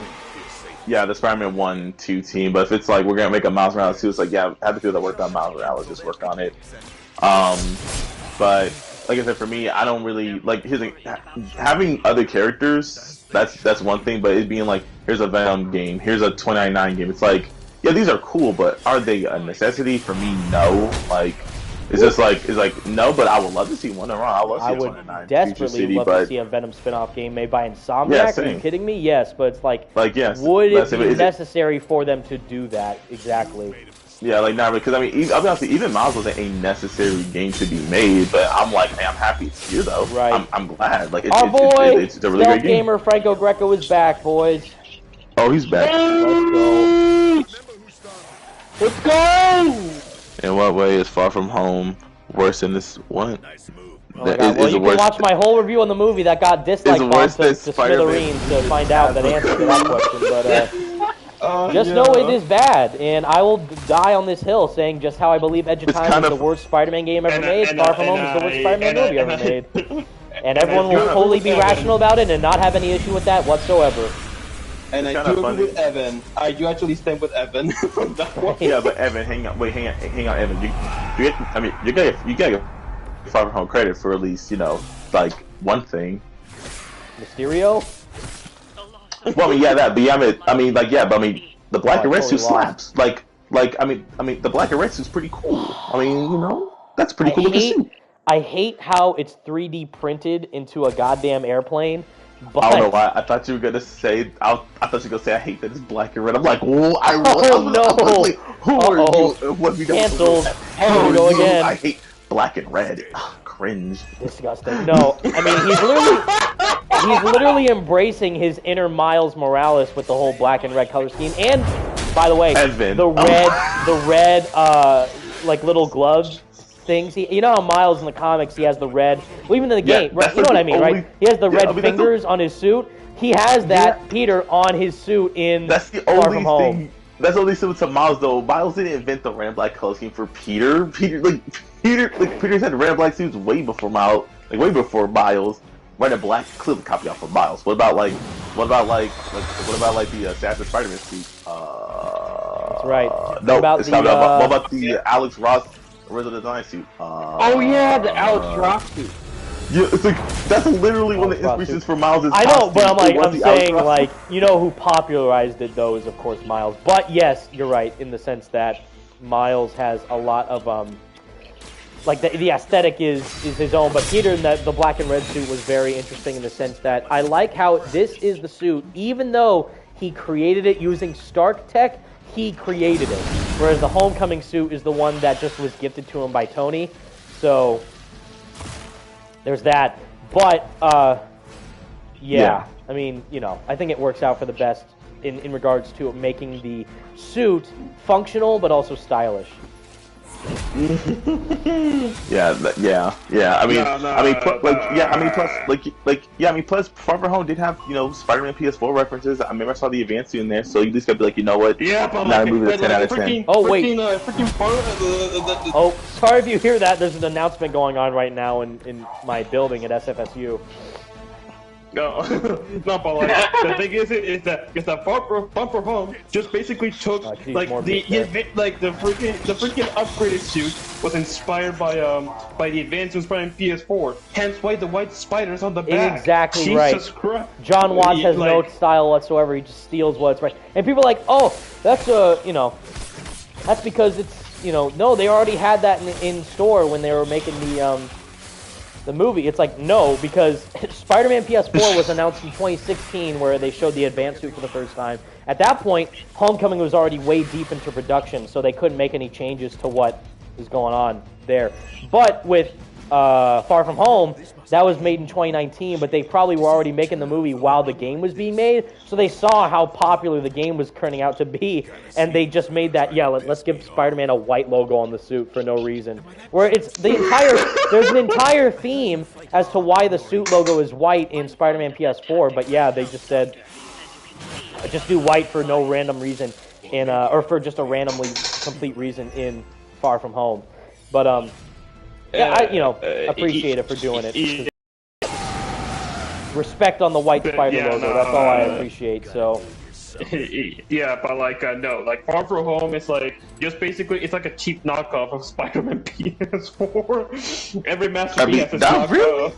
Yeah, I mean, not wrong. Really. I mean, yeah. Well, to be fair, not really. I mean, it just has a white spot on the back, and that's kind of the color scheme is very different. But why? But that's the thing. Out of no random, why in the world would just randomly put a white spider logo on the back of the suit? I mean, yeah, I do agree. Well, I mean, hang on now, hold on now. Wait, hear me out. Why can't it just be, hey, where's the referencing PS4? Because I feel like PS4. Just a little cute heading out, hey, a little homage. Fine, but at the same time, why would they need to do that unless they know that the game version is far superior than that of the movie version? Well, to be okay, hold on. Now, to be fair, they reference Raimi and Amazing Spider-Man a lot in those movies. I remember in the first movie they referenced, obviously Raimi with the whole train scene homage, and then they referenced Branzino, with the chasm and everything, scene, right? Yeah. Yeah, So it's fine for the Spider people to reference each other. Into Spider-Verse whole intro is basically that. Wrote a reference, Raimi, Chasm, Homecoming. It's like, god dang, a lot of references here. Listen, you all know I'm off one having references. Aesthetically, they go the extra mile for the suit. No, it's fine. I just like how they totally did. They could do that they could say whatever they want to say about why they made the logo white in the movie, but the one reason as to why they did it in the first place. Although oh no, the vampires got the serum. That's not good. And yes, guys, in the chat, they're all talking about the Tony Todd tweet. I find that wild that he's allowed to say that, but that doesn't make sense that the what's it called? The commercials would start on August because that's only a month until they could show the game and releases. So we'll see, but yes. Yeah, that is weird. I don't know what's going on. Oh no, did the vampires actually succeed? I thought we just beat them. What's happening? Is that Morbius? Oh, it's Dracula. Oh no. There we go. I will say though that I am a bit I am like really sad that like Guardians of the Galaxy will not get a sequel. I'm like, man, that totally deserves this game a is sequel. so good. Yeah. Dude, I'm still upset that it underperformed, man, because it was such a good game. Yeah, all because of Avengers. Like, are we gonna if fight Avengers Dracula right now? Oh, yeah. let's go! Come on, dude, this is the best game. Fighting Dracula as Blade and Morbius with Wolverine. Come on, dude. This game's amazing. If Avengers did not exist, I wholeheartedly believe Guardians of the Galaxy would have sold a lot better. Yeah. That's probably true. Yeah. And even Dracula has the serum now. Shoot. Dracula more like mid-July. No, I'm kidding. Oh, Migula. Uh-oh. Okay. You know, I will say though, I am surprised that Midnight Suns didn't include any type of superhero costumes. He is. Like, I'm not super costumes. The living legend. Movie costumes. Yeah, I get that because I think they wanted to focus more on all the suits that we've probably never seen in and that's games fair. and all that, but also like focus more on the supernatural side of stuff. Yeah, and I will say I lost my mind when I saw the black suit, and I was like, wait, the black suit's in this game? Black suit looks so good in this game, dude. It looks amazing. It really does. Hello? My boy, there he is. What's good? You gotta get Evan. You gotta get What's going on, boys? What's good? You gotta get Evan. He's having bad takes. He says like Infamous 1 is the best Infamous game. Yes, I do. Prototype is better. This. It's like absolutely not. That's horrible. and he hates the exaggerated swag of a black thing. He's like, I don't like the winter suit or the Brooklyn Vision suit. It's like, excuse me. I mean, I agree with that. I don't like those either. Why? Let's go! Culture! Because culture wins, JP. Why? Listen, all of these just the awesome class suit, but just with cool clothes on it. What's the problem? That's cool. It's like, hey, why would I wear that when I could just wear something cooler like the 2020 suit or like the Programmable Matter suit? Yeah, I'd rather wear the Programmable Matter over the fucking Brooklyn Vision suit. First of all, I also love how some of the suits have suit powers tailored to them. So like the cat suit has the cat finishers, and then the Programmable Matter suit has like the Iron Spider tentacles, pretty much. Yeah, I mean, that's cool, but it's like, yeah, listen, the 2020 suit is my favorite suit in the game. Of course, that was my favorite one in the game. However, I guess I just look at it like like I'll look at those two suits like, well, it is the classic suit, which already is an amazing design. All they did was just add just a little like, hey, we had the hat, scarf, all that stuff on it. And it's like, Franco, Blasty Games called you in the chat wealth gamer. That's because I only get W's. I don't take no L's. I take no L's. When the paper starts rolling in, it cannot be stopped. These are facts. I don't take no L's here. Yep. Hey, chat, listen. Whenever we have debates, I take no L's. Only W's. Alex, shut up. The wealth gamer. He's not Stealth Gamer, he is Wealth Gamer. Wealth Gamer, oh my goodness. And my friend Alex is in the chat. I swear to God, Alex, if you don't shut up, true believer, but the punch with the face, Avengers Ultimate JP. Alex, I hate you. Shut up. Is he calling you out for playing Avengers? No, we make fun of him for being the Avengers show. Like he used to be like, I love Avengers. This game is so great, even though I know it's poopy. It's the Stockholm syndrome kicking in. Yeah. He's like, no, it's like Harley Quinn. Like, Joker loves me. I know he loves me. Avengers is a good game. I know it's good. People are just wrong. It's like, no, we're trying to help. It's like that scene from Homecoming. I'm trying to save you. I'm trying to save you from playing a bad game. It's so funny because like his name is MCU man, and it's so funny because people assume he doesn't read comics, but when I tell y'all he knows so much stuff about Marvel stuff, it's ridiculous. So He is it's an so funny when intellectual. he really is like he's so knowledgeable. Like he's knowledgeable about a lot about the Marvel universe, so he could easily just out roast anyone in a conversation because they think, MCU, you'll read the comics, and they say, oh well, in Avengers issue here's what happened. They're like, oh crap, he knows what he's talking about. It's like, yeah, sit down, be humble, sit down, boy. Yes. Okay. I'm gonna do a little fun challenge for all of you, for the boys here on the party and also on the chat if they want. I'm gonna name a suit from Final PS4, and you're gonna tell me how you feel about that suit. Okay. Okay. All right. Okay. Number one, advanced suit. Love it. The GOAT. Awesome. The best suit ever made. The GOAT. No question. It's easy. I still get trash from this, but I'm still staying true to my beliefs. Is that I still believe that the version 1, the 1.0 advanced suit's better than the 2.0 suit so far. Get the fuck out of here. No. You can't handle the truth. Okay. Cannot handle the truth. These are facts you must accept. Because you and Envy can't handle exaggerated swag of a black team, so therefore, no, y'all have to stay. Unfortunately. Okay. That's one. Classic suit. Love it. Iconic for a reason. These are iconic. Oh wait, no, I forgot. We don't forget that the lenses are 2.5 millimeters off with the webbing of slight diameters. Oh my god, yeah, sorry. Cancel Insomniac. It's time to just throw the game in the trash. Throw out my PS5 and PS4. The PS4 Pro bundle with the white spider logo. Oh, the serum's wearing off. Oh, they're all screwed. Oh, Dracula's toast. Oh my god. He's burnt toast. Okay, next one. Noir suit. Love it. Good. In my opinion, I still think to this day that Shattered Dimensions has the best Noir suit, and the one inspired PS4 is trash. I think it's because of the art style. That's why it looks so good. I mean, that's a hot take there. I mean, it's trash. I'm sorry. I mean, what's I think the Noir suit and the 2099 black suit in Spider-Man PS4 are trash compared to Shattered Dimensions and yeah. I do agree with Frank. I love how I can say Taz too because he's just like, oh wait, he was like, hold on now. Better. I think B-Nox did a better job with the 2099. I don't know. Can someone explain to me why people love the Edge of Time suit so much? It's just like the messy webbing. It's like I can't stand that. I'm probably just OCD on that when it's all not aligned, it's all super asymmetrical, and there's no pattern at all. It's just thrown on there like whatever. Classic suit. He meant the amazing suit from Edge of Time. Yeah, that's what I'm talking about.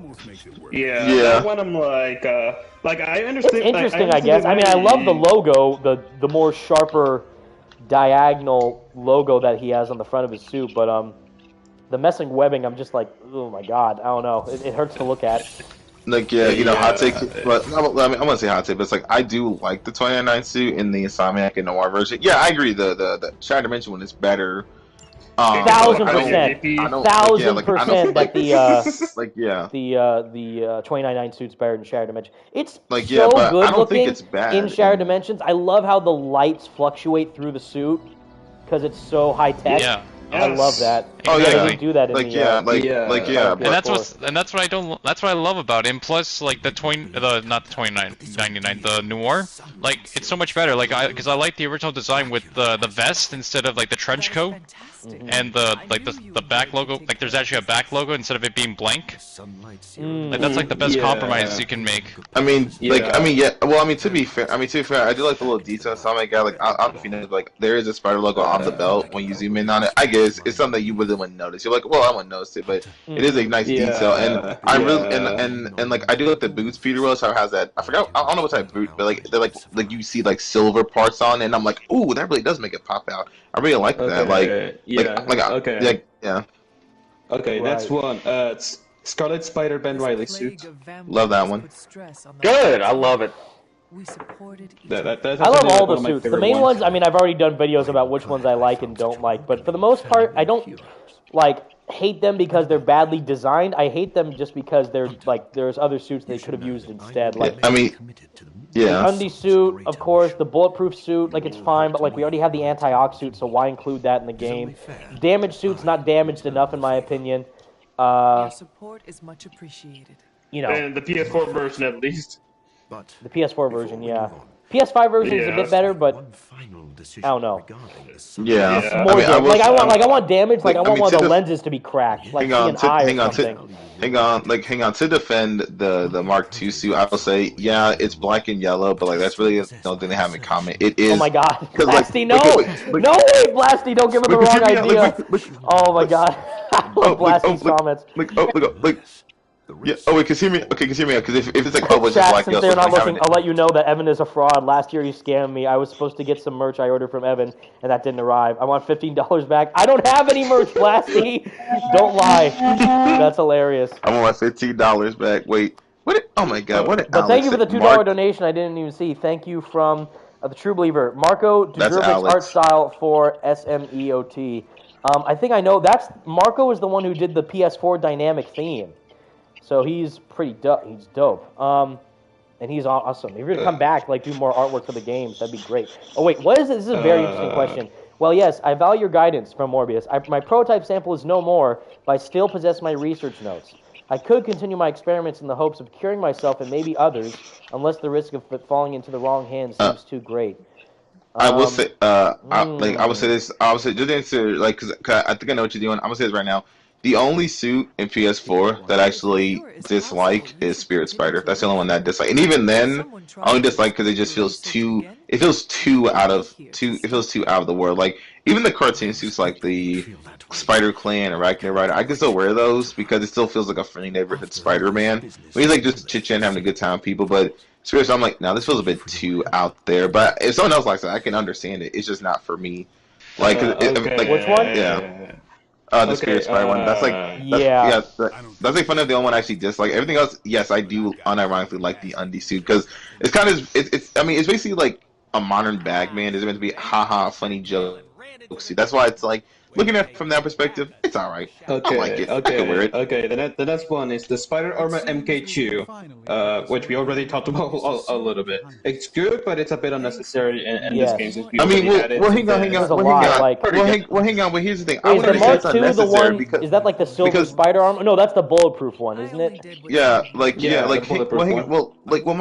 argument for it, I wouldn't say it's unnecessary because the design is so different. Because by that logic, right? Because it's black and yellow. What's the point of having it here?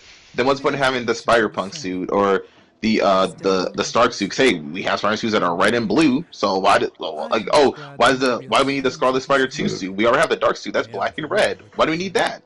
Because those designs are different. We already got a better looking black and gold suit with the anti-Ox suit, so it's like why? You see my point though, right? Because I'm assuming what's he up for, the Dark suit or the Scarlet Spider 2 suit? Like which one do y'all prefer? Oh, that's so cool. Wait, Blasty Games. Evan, do you still remember that Spidey Squad button I made in high school? I still have it. Thanks, Blasty. That's awesome. Aww. I mean, the thing is, I think I mentioned this before, but we would have made, Spidey Squad pin merchandise if we could. But because of the agreement that we signed with Marvel to have our logo in Spider-Man PS4, we can't. Because they now kind of have the rights to the group. And also, it's because we don't even own Spider-Man. The thing is, it's just a fan club pretty much. Yeah. So we can't market off a property that we don't own, right? So Spidey's Squad, Spider-Man is literally a part of our group's name, and we do not own the rights to that character. So that is why we cannot make profitable items for selling through marketed prices and websites and all that. For the Spidey Squad to make legitimate pins. We would have, but we can't legally. But that's okay. Because it's not about it's about the group growing and being part of a community that we love each other in and love the character in. So that's what's most important. Oh wait, hang on. My friend Alex, he actually texted me because we have such fun. He texted me saying, "Hey, do you think Evan want to do a Avengers live stream for when the new update comes out with all the costumes?" I was like, well, I mean, if you want to play it with me and you, I wouldn't be against it. If you want to live stream it, I'd be cool. I'd be down with that. I think we're done here. I mean, it's up to you though, Evan. If you want to play Avengers one more time when the update comes out, like one more time. Doesn't it just one last time? Doesn't it come out the end of this month, right? Yep, that's correct. I think so. Yeah, next week I think. For what? The final for Avengers the final, update. yeah, for Marvel. Yeah, Avengers. next Friday, I think. Where they have all the suits are going to be available for free. I'm impressed that he stared down. And no new characters. Basically giving the because players the they're middle so bad finger, at saying, that. basically giving the players the middle finger for paying money when they would make them free later on. That'll make me one of those because I did actually pay for some of the fucking cosmetics. Jesus Christ! Oh my god! Oh boy! Oh boy! Yeah. Okay. Next one here on the list would be the Secret War suit, which is the black and blue suit. The black that has like the blue logo on the suit that's running PS4. I like it. I like it. That one actually might be my favorite design from any of the Spider-Man games that it's been in. I like the lenses, and I like the detail they have where there's webbing on the feet. I do like that. That's pretty cool. For which one? The Secret War suit. Oh yeah. Yeah, all the intricate little one's patterns and design aesthetics for some of the suits with like not just like the web pattern, but I mean like the piping and like even like the Scarlet Spider suit where they added so much to that to make it look even more realistic and cool. Like the like the inlaid fabric weaving of the chest area and like the parkour shoes that he has on, like the mirror's edge type shoes with the toe slots. I love that. Yeah. Okay. Next one here is the Stark suit, the Homecoming suit. Obviously, there's a movie, so not really much to talk about here. Yeah. The Negative suit. This one I have mixed feelings about because it's like I would have loved to see the Negative suit at some part of the story, but no, it's just an alternate suit that has no story purpose whatsoever. Which is that's fine. Really, which one? Which is really the Negative. The suit. Negative suit. Yeah. The Negative. It would have been cool to see that be used during the sequence where he's fighting Mr. Negative, but then, yeah. Yeah. I mean, I actually do really like it more in remastered because they changed the eyes. Like the eyes in PS4 is like all white and it's very bright. And it's just like, yeah, it looks a bit funky, but it's alright. But then in remastered, they swapped it out with the black lenses. So I'm like, ooh, yeah, that looks really good. I went from like I don't like it to like, oh, I love it now. This looks really dope. Yeah. Okay. Next one here is the electrically insulated suit or the electroproof suit, pretty much. I love that suit. I'm not gonna lie, I love that. I think it's partially. I mean, it's all right. Like I like like fighting using that suit every time that suit's included in a Spider-Man game. It's always fun because you can use it against Electro. And that really fun. Like seriously, take a drink every time that suit's added in a Spider-Man game. Take a drink. Exactly. Yeah. It's like in all the Beanox games. I swear to God, like, it was in the Amazing Spider-Man 1 and 2, I think, or probably. I know it was in 2. No, just Oh no, and Edge of Time. Sorry. Edge of Time, Shattered Dimensions in 2, but maybe not the first game. But it was still like the majority of the Beanox games. It was probably adding like some of the older Spider-Man stuff too. It was in Spider-Man 1 or 2, Shattered Dimensions, TADM 2, and then PS4. It actually wasn't in Edge of Time. Edge of Time only added the Amazing and 29 suits from Shattered Dimensions, and since Ultimate had the electroproof suit, it wasn't in there. Okay.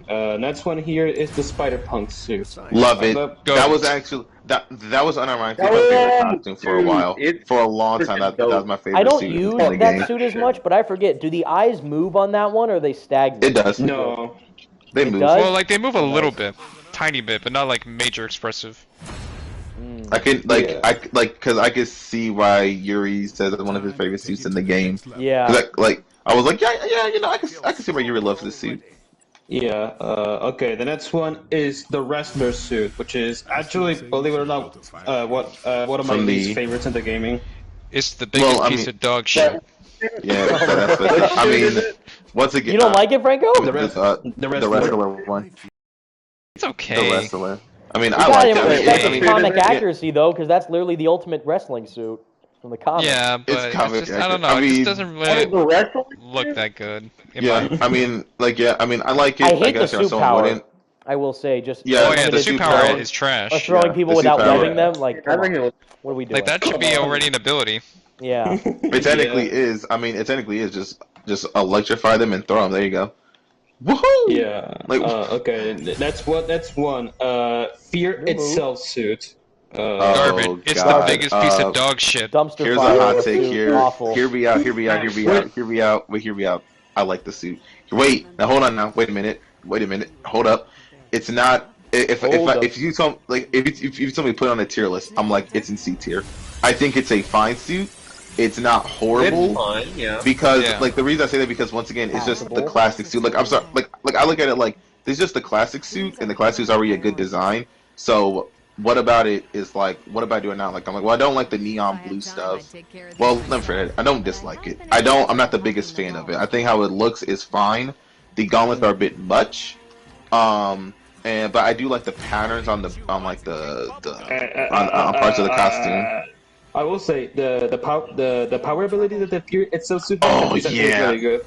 Yeah, it's one of the best suit powers in the game, honestly. Like the quad damage thing is really good. Yeah, it is actually very useful. Okay. Did we do all the story missions? Of course we did. We just fought Dracula, so yes, we did all the story stuff for Morbius. I'm gonna do one more mission because we gotta upgrade the laboratory to its max level, and then I might hop off and try and do a video on the Tony Todd news because people are freaking out in the chat about it. Even though, again, it's interesting for sure, but I tend to trust more about the developers than actors because this I feel like this happened somewhere before.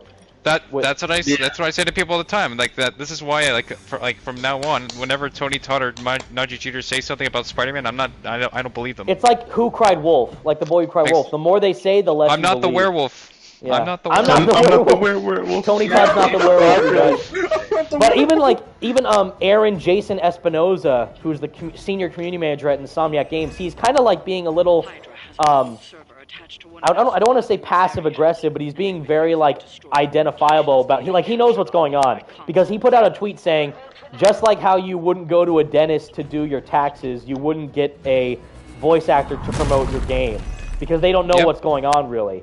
So it's like even though he says it's September and that the commercials start in August, that's not the whole story. Like, it's not going to be, oh, we're finally going to get marketing a month before the game releases. No, if they do that, that's wild. But I feel like there's more to the story here. So even though he probably knows stuff, we don't know to the extent of how accurate it may or may not be. So I trust him, but I would trust more if this came from, obviously, like Insomniac or something than Tony. Like, the only time I ever report on, like, anything regarding Marvel Spider-Man 2 is if it comes from either PlayStation themselves, Marvel Games, or anybody from Insomniac.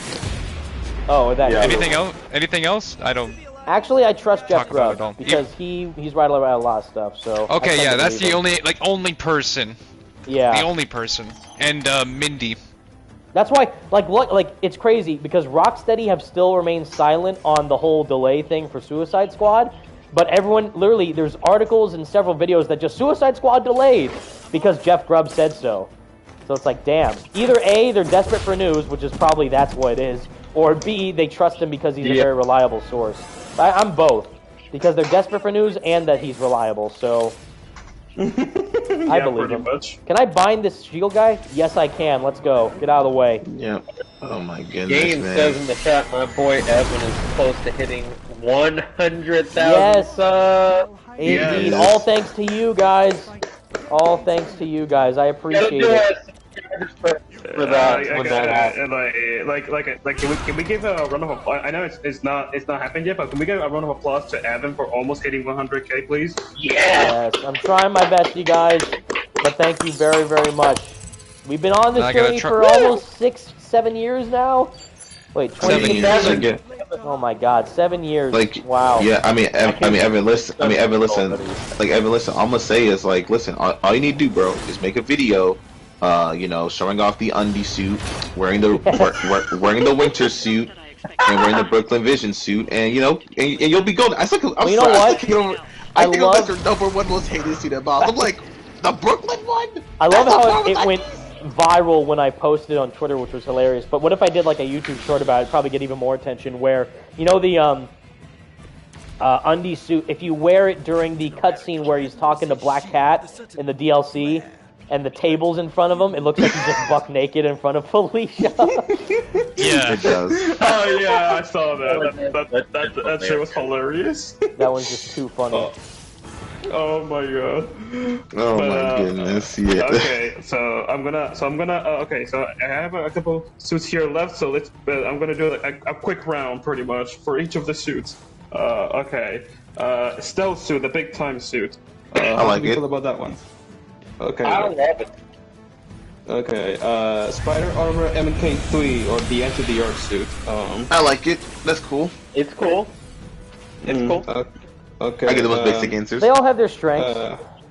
For sure. Spider-Man 2099 black suit. Garbage. Trash. I like it. Wow, I'm the only person here that likes it. I love how Wow. Okay. they try to make it comic accurate by saying it's a black suit when it's clearly just blue. But yeah, like. I mean, maybe that's the joke. I mean, okay, hear me. Okay, hear me. Okay, hear me. I think.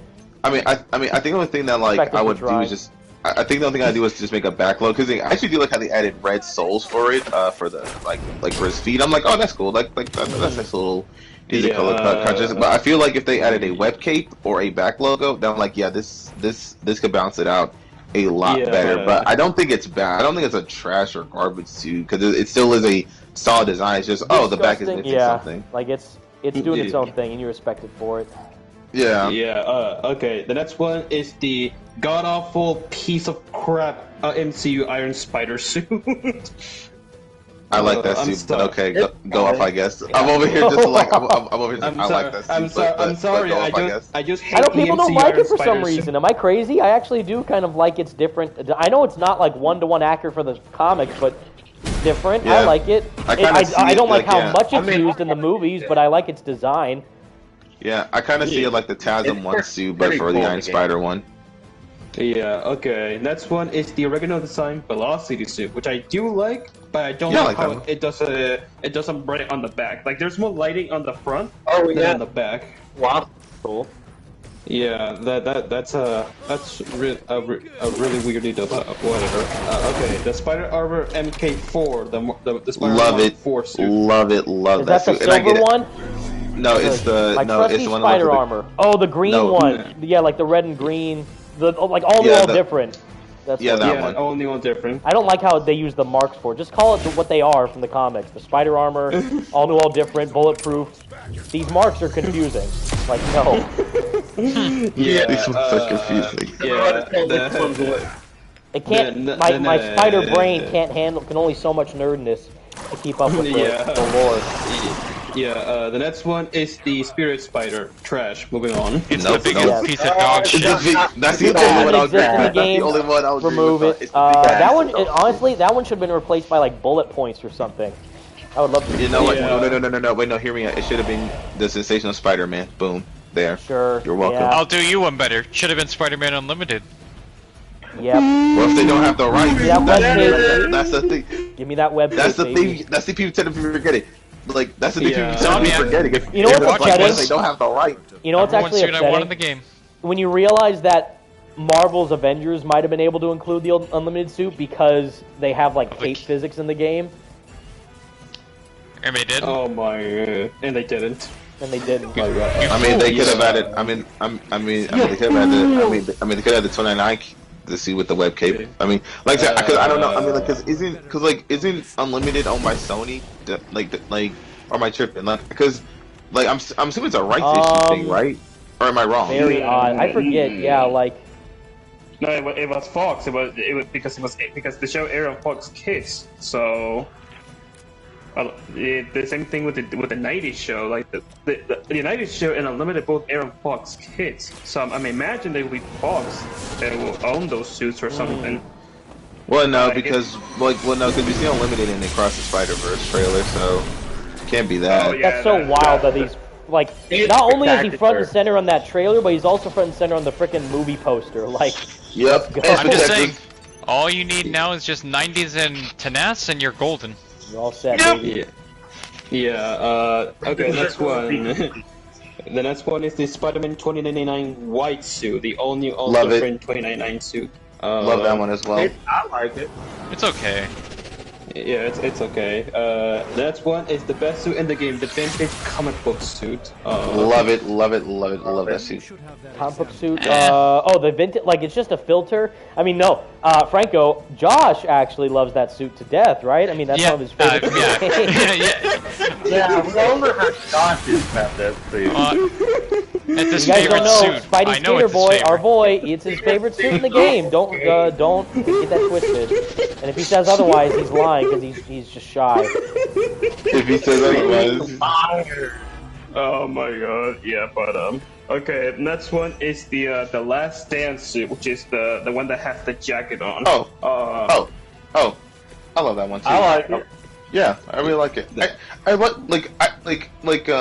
like how it's the idea of it is trying to be like it's not trying to be like nanotech where like oh you can put it on super fast, but it's like you can still put it on quick enough. Like you're chilling wearing a jacket, you have to do something in Spider-Man, go in an alley, reverse it, put on your gloves and mask, and like time to fight. It's like I really like that. I really like it. And the Last Stand suit. Oh yeah. Yeah. The jacket. I really like it. Pretty good. Next one is Evan's favorite, the undie suit. Oh my lord. God. I love it. Like, you know, It's the biggest piece of dog shit. Like, you know, I've ever seen. Like, you know, I really, you know, I used to I've ever heard. I really used to hate it, but then like I thought more about it. And I'm like, this is meant to be a joke, so hating on it just feels like it's kind of like the point of the joke. Haha, you're hating on a suit that's obviously meant to be made fun of. That's me just like looking back. I'm like, you know what? It's the butt of the joke every time. And it's hilarious. Yeah, the thing is that that's the suit you get when 100% in the game. That's the suit you get. Yeah, that's the joke of it. Because I'm sorry, 100%ing Spider-Man isn't even hard. Like, I'm sorry, it's the game. The game is not Dark Souls. It's not. It is nowhere near hard. You can say, "Oh well, like I did all that hard work." It's like that is fair. Like you have to go through that, but did you have fun with it? For the most part, yeah. Then there you go. But I do get the criticism though, because for me, I would have been like this. Like if it was a gift given to you, like oh you beat the Scorpion mission, here have the undie suit. Then it's like okay, I feel like people probably wouldn't hate it as much because they're like, well, it's a suit given to you, whatever. Who cares? It's like a worthless gift. It's like thanks, I guess. But that was like you 100%ed it. What do I get? Nothing. Dang. Whereas in freaking Ultimate Spider-Man, you get the freaking black suit. Like, oh my god, it's wild. I would have personally, I would personally made the 100% suit the superior Spider-Man suit. That's what I would personally done. Just like, haha, teasing, or just a little reference to it. Yeah. Okay, that's one. The MCU homemade suit. I actually like that one. Not gonna lie. Yeah, same. I love it. Same. I like it. I like all of them. I mean, I think they have a lot of interesting designs, and I love how Insomniac kind of like improved upon it in the sense they just like polished them a little bit. But yeah, that one it's good for what it is. It's classic. It's a homemade suit. It's not really expecting much. Although, am I wild in saying that I like Miles' homemade suit more than Peter's? No, because I do as well. Because he has drip. Sorry. Exaggerated swagger. Exaggerated swagger. It's mostly them Timberlands. Well, it's mostly them Timberlands. Like, them Tims. I forget. God, there was a video that talked about that, and it was like hilarious because it's like this man's a menace fighting enemies with Tims on, and he's expecting to get away with it scot-free. Like it's so funny. That is true. Oh my god. Okay. Oh, I had another card to play, but I have no heroism to spend. So, oh man. The other ones are the Empire State University suit, which is the one that he has the shirt of EHU with the Spider-Man mask. Yeah, I mean, I like that. You know, funny enough, I used to hate that more than the undie suit because it would be the ESU one, the one you get from taking all those. No, that was great. I love it. I used to hate it because I was like, you do more hard work for. It's like you do more work for it than the undies one. I was like, oh, I don't like it. It makes it even more annoying. You gotta look for it. But then I was like, you know what? It's not that bad. I do like it. Yeah. Gives Spider-Man a very casual Sunday type of feel. A casual Friday dog. The next one is one of the best suits in the game, the Dark suit, given by Black Cat. That was cool. I like it. 10 out of 10. If that one's not the best one, then you can leave. Okay, like, it's so good. She gives it to you! Meanwhile, MJ's doing hell all nothing while Black Cat's literally making a costume for you to wear. Like, if you don't wear this costume in the Heist DLC... Yes, guys, really quick, in the chat, everyone's freaking out. Yes, guys, I know that Tony said on Twitter that Spider-Man 2 is going to come out in September. I'll probably make a video about it after I'm done with this stream, but just temper your expectations. He may or may not be correct. We will see. That's why I'm not believing anything, and that's why I will not be making a video on that. But I will, I will make a video because I haven't made a video in literally a week, so... Buddy, I haven't made a video in 6 months. Oh man. Okay, hang on, wait. Until tomorrow, I've only been live streaming on my channel. Okay, wait. The pain is real. Hang on, Evan, because this person keeps asking. Tomorrow, I'm gonna try to record 3 videos tomorrow. Yeah, Evan, this guy named Blazing Flame asked, I didn't hear you properly. There was multiple people talking, so you were saying, do you think that Brian Horton and his team will make the next in-between between spin-off Spider-Man game? Like, I guess that's what he's asking. Which I don't even know is, I don't think anyone confirmed there's going to be another spin-off game. I think he's saying who would lead the charge if they did like a Marvel's Venom, for example. Who would be directing the game? And I say it depends on who wants to take charge of the project. I think what he's saying is because since Brian Intihar is the main guy who's leading the main franchise of the game, because he's doing, Marvel Spider-Man 1, Marvel Spider-Man 2 as the main installments of the series. He's the one leading the main charge for the entire series. Whereas Brian Horton is doing like these spin-off titles and Wolverine. So he's like side part of Spider-Man and Wolverine as the extra bit. So he's saying if they were to do like another spin-off, who would lead it? I'm saying probably Brian Horton. If it was another, if it's Marvel Spider-Man 3, I think it's Brian Intihar. If it's a spin-off, I think it's Brian Horton. But someone else could take charge that we don't know about, so we shall see. Yeah, okay. There you go. The net suit is the anti-ox suit, which is a great suit. Goated suit, pure sex. The goat. Absolutely gorgeous. The goat. I have the poster I put on Twitter of it right here in my dorm room at SFSU, so... I have that same poster too. I have that same poster. And it's a limited edition, so we're the only ones who have it. That's how much I do like how Guardians of the Galaxy. I do like how Guardians of the Galaxy and Avengers tries to do what the Antioxy did, and only one of them did it well. Because Guardians of the Galaxy. Well, even now here with Midnight Suns. Oh right, yeah. Midnight Suns did do it. Well, never mind. Like Golden Black.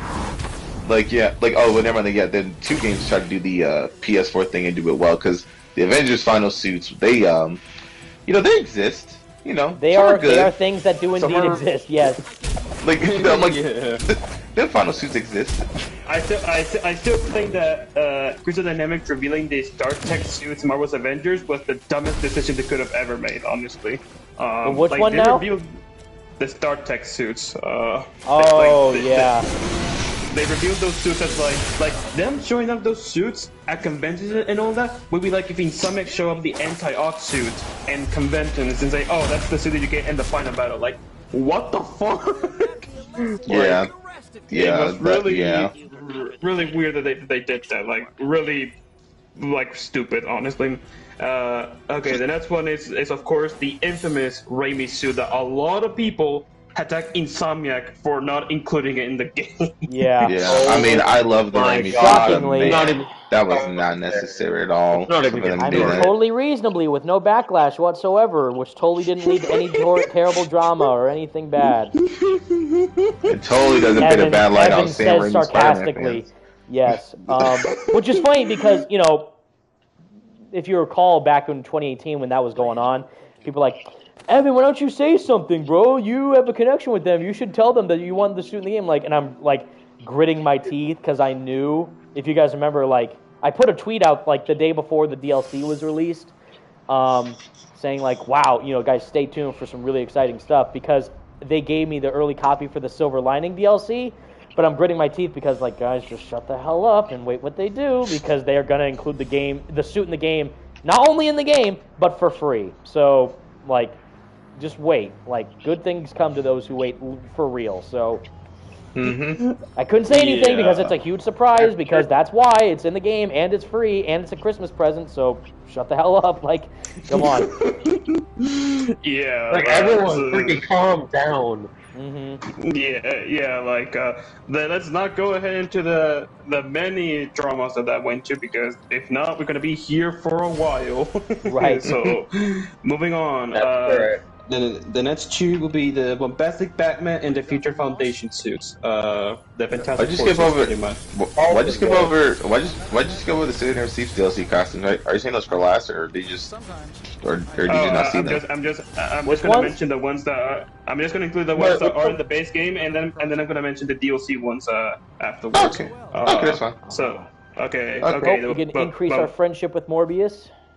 Can we go on a date with Morbius? That's what I'm wondering. Oh my god, can we go on a date? It's spring training. Oh my god, Still feels introducing into your home, so I like to clear the air when you have time. Of course. Yeah, but Bagman Feature Foundation, I love those two suits. I actually like the Bagman suit in PS4 is my favorite rendition of the suit in any Spider-Man game. I like the Feature Foundation one actually. Although I was kind of turned off by the eyes, but now I actually they grew on me. So I actually like how the eyes look in the Feature Foundation one. Yeah, I can understand that. Okay. The next ones are the upgraded suit and the stealth suit from Far From Home. The upgraded suit, good one. Stealth suit, absolute garbage. Moving on.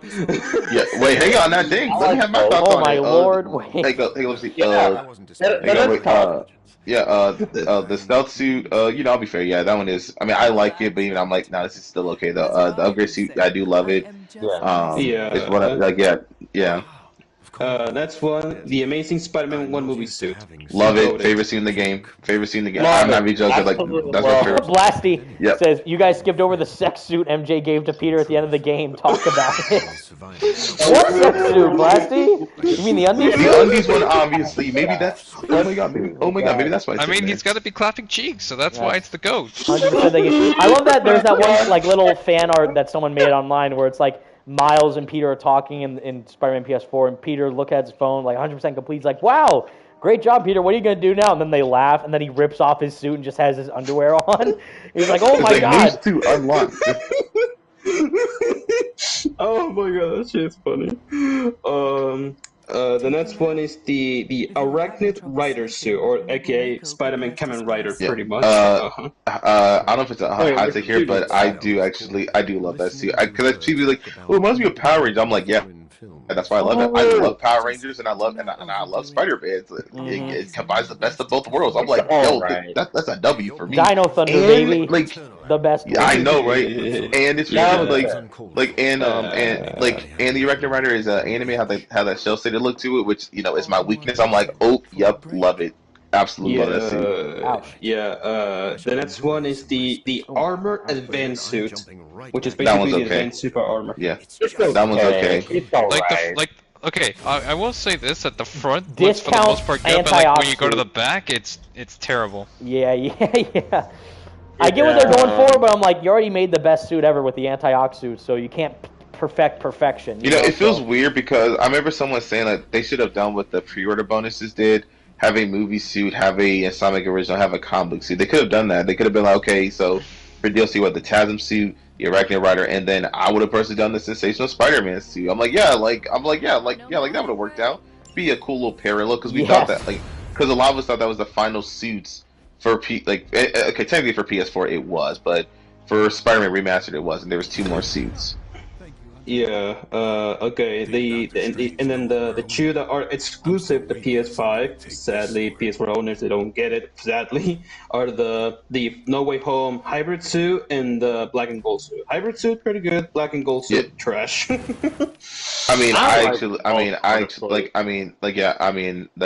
like them both. Actually, funny enough, I actually love the integrated suit. Funny enough, I didn't know this. Did y'all know it's actually very dark blue on the integrated suit? At least in the game. Did y'all know that it's really dark blue? Because I didn't know that. If you go to photo mode and go between upgraded suit, take a picture of it, and then go to integrated, you actually see it's very, very dark blue. You wouldn't notice if you look really hard. And I'm like, I guess that makes sense. It is the Iron Spider suit mixed with the upgrade suit, so it would be a little bit of dark blue. Interesting. But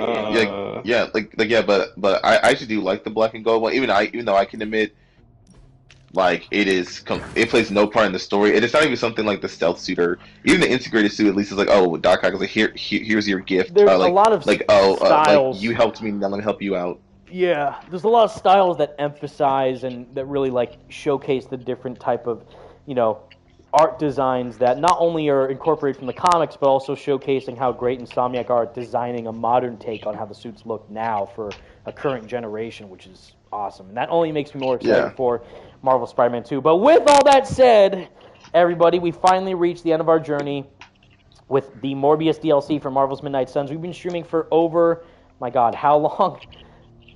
Oh my God, 3 hours and 20 minutes. That's actually par for the course for how all these streams have gone so far, because not only do I pay all the attention for this game, because it's amazing, with the story, but I also do all the side mission stuff for Morbius and increasing their friendship levels and Abby upgrades, which are all very, very great. I mean, look, if we go back to the Forge, we have Morbius's laboratory right here, with Morbius hanging out with Tony Stark and Doctor Strange. How hype is that? So I love that a lot, and I really, really like how detailed that is for the game. So I dig everything about Midnight Suns. This DLC was great. I know we talked over a lot of the story stuff, but for the most part, it's them still curing the vampires. Dracula's on the run. He's on his last legs pretty much, and I feel like we might be able to finish him off. And the next DLC with Storm, which based on their release pattern is going to come out late April, which I cannot wait for.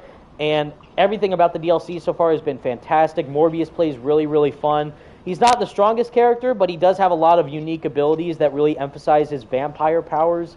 And it's awesome to see him just team up with characters like Venom and Spiderman and Wolverine and Blade and like even the Avengers. Like, it's great. This game's awesome, and I can't wait to play more of it by the time they release Storm next month. So stay tuned. I know a lot of people didn't watch this, but the people who did, thank you very much for watching. Leave a like, share the stream, subscribe to the channel if you would be so kind to do so. I would appreciate it, and I can't thank enough to my amazing friends joining me during the live stream for keeping us all entertained with Franco Greco, Ghosty, Andrew, and JP. Guys, thank you so, so much for joining me during this stream.